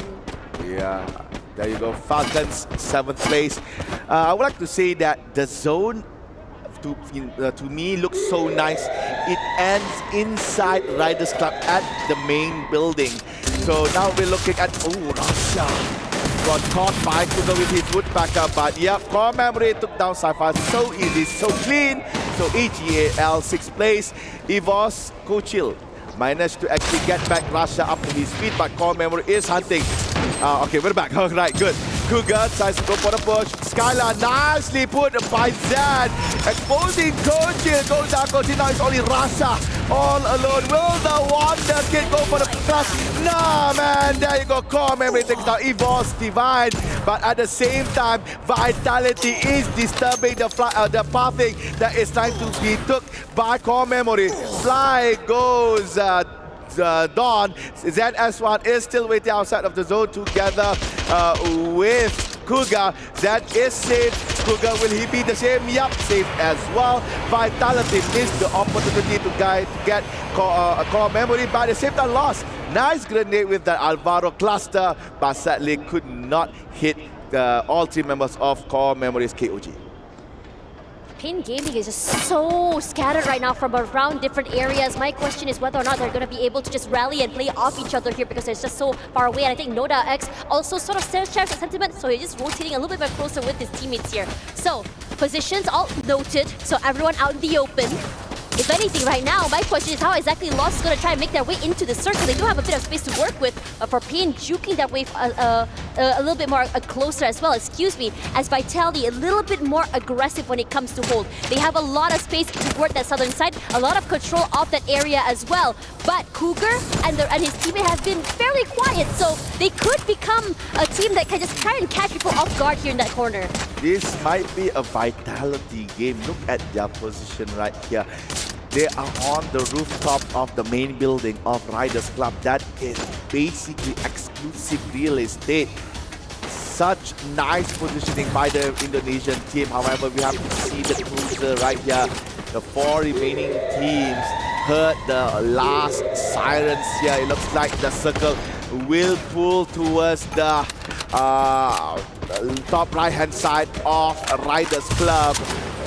Vitality has to make a move. Lost could potentially catch the Indonesian team flying down, but not before that nice grenade by Koja. Double kill for him.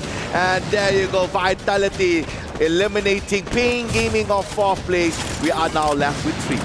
I love the position of Vitality here. High ground in the control, a lot of space as well. And because of that, they just make it rain and pain from above here. Steals away another 2 members of Core Memory, making it so hard for them. The final man left standing here, looking to try and just survive, maybe. But they're gonna rush. They're gonna try and chase here. Dawn alone in the corner. They have an idea where he could be. That glue wall is a perfect indicator of where he could be. And I think they're just gonna try and aggress. They jump forward here. Dawn falls, and they cannot do more than that. A 4v4 here between Lost and Vitality, and it sounds so scary. Rigby eats a lot of damage, but Vitality, they love the Barbar gaming here from Indonesia. They got one knockdown already. The nades, everything in the kitchen zone as well. And Faiz from the top spine, make it rain, make it hurt. Nando cannot hold on here. Tries to get at least a trade, cannot do more than that. Rahon as well, and Vitality still survive as a 4 till the end, and that's a booyah to close the day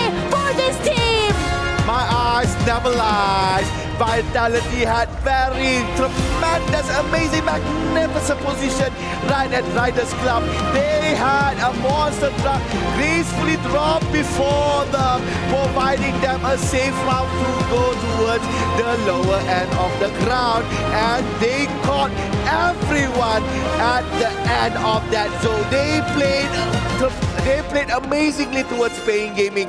They caught off members of Core Memory, and they control Lost up to point that Lost is even in a loss, pun intended, because they could not find Faiz that is on top.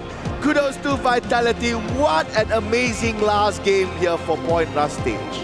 Honestly, super exciting matches, but Vitality, oh my gosh, I'm just so in awe at how exactly they position themselves in terms of advantage, in terms of playing off each other, and in terms of getting that information to use against other teams as well. They were so methodical, and they took both these teams by themselves one by one. Decision making peak, aggression peak, firepower also peak. We were wondering what the heck happened to this team. This team was on last place as we got into the sixth map with 29 points only, and for them to rally, this is insane mental if you ask me, because it's not over till it's over. It's just point rush, and there's still a big situation, a big advantage for them to be able to take over, take care of, excuse me, as Vitality ends this game, I believe, with 33 insane points. That is very good points here about Vitality. Definitely will not be in last place right after this. I could imagine the roaring fans of Vitality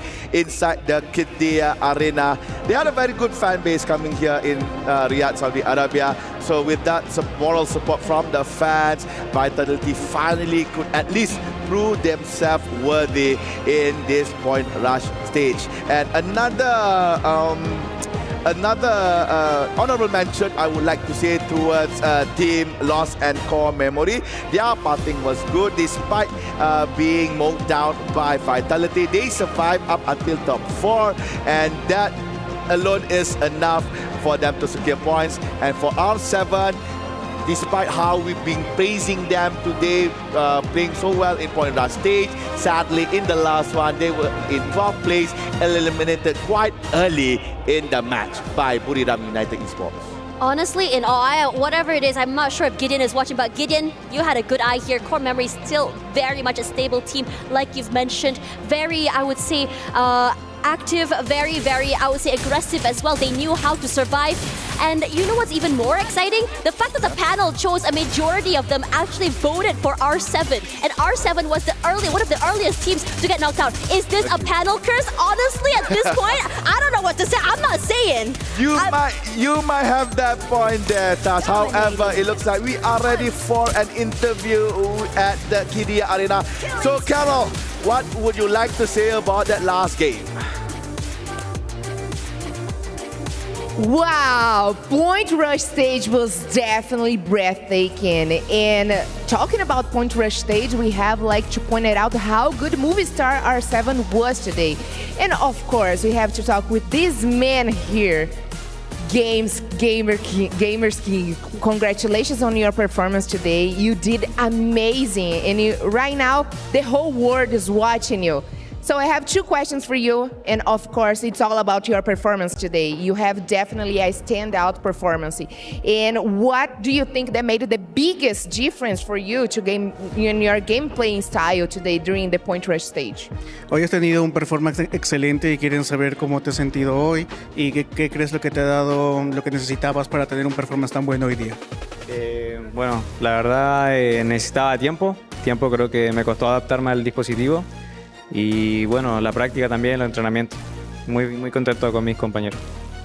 All I needed was time. I needed time to adjust. I already got accustomed to the device we were given, and I think that's all we needed. I'm really happy with my performance today. All right. I see that. Congratulations on that. And also, for us to finish our interview, I would like to know, I'm dying to know, what can we expect for Moving Star R7? Because today you guys did such a great game. I'm more excited to watch tomorrow, because tomorrow it's just one day for the grand finals. What are the expectations for tomorrow? ¿Cuáles son sus expectativas para el día de mañana? Han tenido un gran performance hoy día. Nada, o sea, estamos súper confiados, contentos y bueno, a darlo todo mañana. Todo al 100%. We are very confident that we're going to bring everything tomorrow. We're giving our 100% tomorrow. That's what I want to hear. That's what I want to hear. Thank you so much for that. I want you guys to bring it all for tomorrow. Thank you for staying with us the whole day today. Point Rush was intense, was amazing, and we have watched great matches here. But tomorrow is the grand final. Tomorrow we're going to watch who will compete to concrete. And that's all for today, my friends. I wait for you tomorrow, and stay hyped, all right? Back to you, the studio.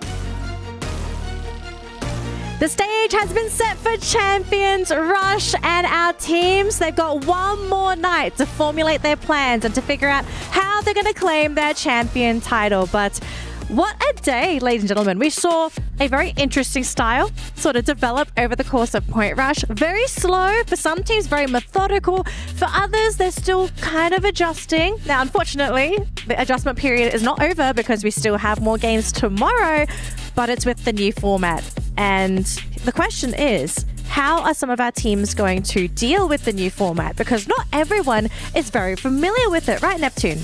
Yeah, definitely. I mean, most of the time, I guess it's Southeast Asia that has been in their preseason, Southeast Asia Spring. They've done that and studied how it would work. Thus, despite of not getting into Point Rush and Grand Finals, Onyx Olympus did get a championship. But there's also potential that because of that factor, the confusion as well as the surprise that has been introduced, other teams might also want to do the same. Like what we're seeing from Movistar R7. Like, just break all the boundaries from the beginning of the day and then you reach that champion rush condition real quick. You're trying to get to the champion rush condition as soon as possible, right? But at the same time, I think that when you're looking at these teams continue to play, for some of you at home, you might expect, hey, if R7's capable of doing it, what if they eventually have a bad game and a team like Vitality right at the very end suddenly gets a Booyah to steal it away? So it gives a lot of storytelling options, but at the same time, a lot of hope for the teams, especially those who are at the bottom.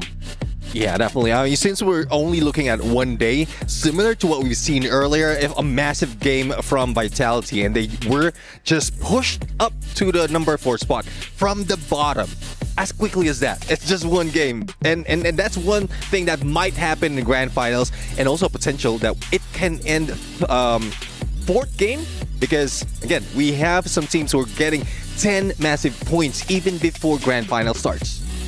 But then we also have to consider we could also go to 10 days. So do they have the stamina to keep it going?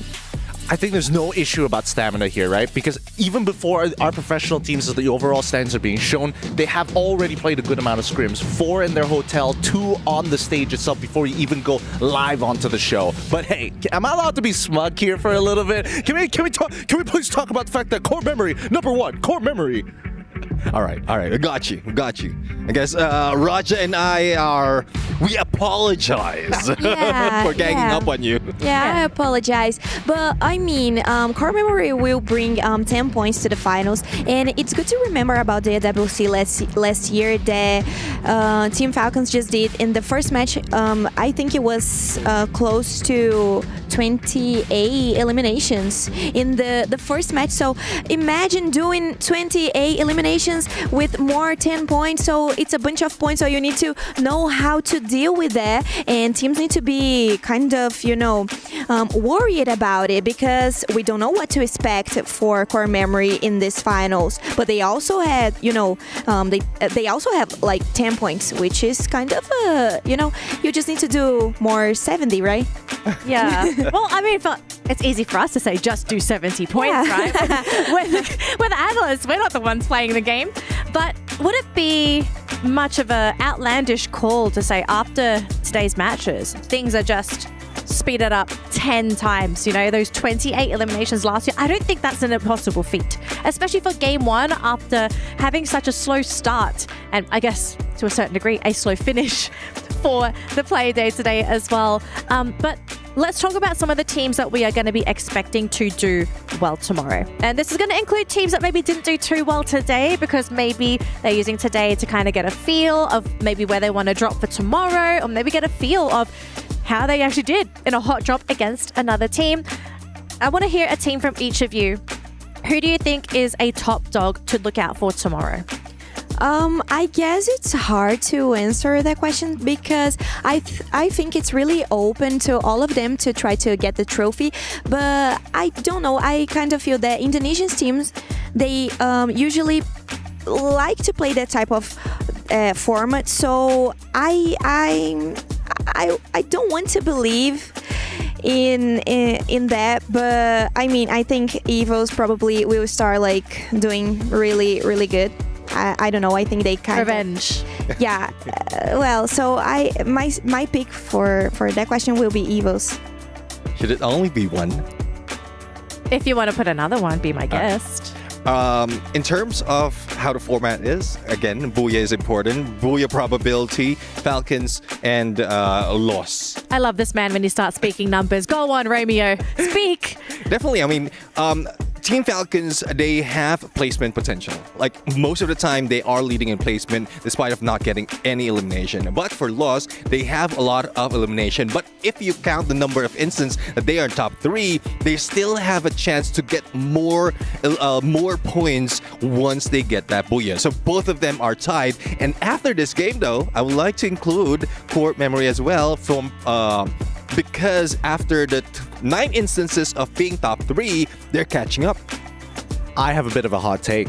I'm going to say after today, what is the most important thing in Champions Rush is how you close out the game, how you get that final Booyah. It doesn't matter if you make it into top 3 consistently if you can't close out the game. And I think R7 has shown and proven that they can close out games more confidently in top 3 scenarios than a majority of these teams. A close second, I would say, is lost, but even today we're seeing that people have really adjusted towards them. All right, looks like we're ready for our Kidia top play. So let's have a look at our top plays for our Point Rush stage today. Unfortunately, our matches are over, but don't worry, all these games live rent-free in our minds because we had some fantastic games, very unconventional competitive games of Free Fire. So to any audience members, to any viewers, if you missed any of the matches today, go back home and re-watch the VODs. All of the games are well worth watching because this is just a taste, a sampler of what is going to be happening in Champions Rush tomorrow. Because yes, we are it's a soft reset. Teams are still going to be coming in with some points, but at the end of the day, points are points. Man, all it takes is 1 point being ahead of the competition to crown you as champion. I just want to point to the audience's attention that what you are seeing here in Kadia's top play so far, a lot of them are just little tips and tricks, tidbits from some of the best players in the world. We saw a lot of baits happening off angles from snipers while your three members are trying to pull attention to their side to get an incredible angle. Not to mention even fake outs as well. And I think this was very evident with R7 versus EVOS during Nextera, if I remember correctly, faking sounds to bait them out into the open area. Yeah, definitely. I mean, the classic 3-1 split, as well as the 2-2 fake out, the 2-2 switcheroo, as we often call it. And again, those are the tactics that we will see even more. And because of the teams, they will not be resting. Despite of it being the end, they won't be resting. They still have plenty of time to study their opponents, make those adjustments, and we'd love to see those improvements for tomorrow.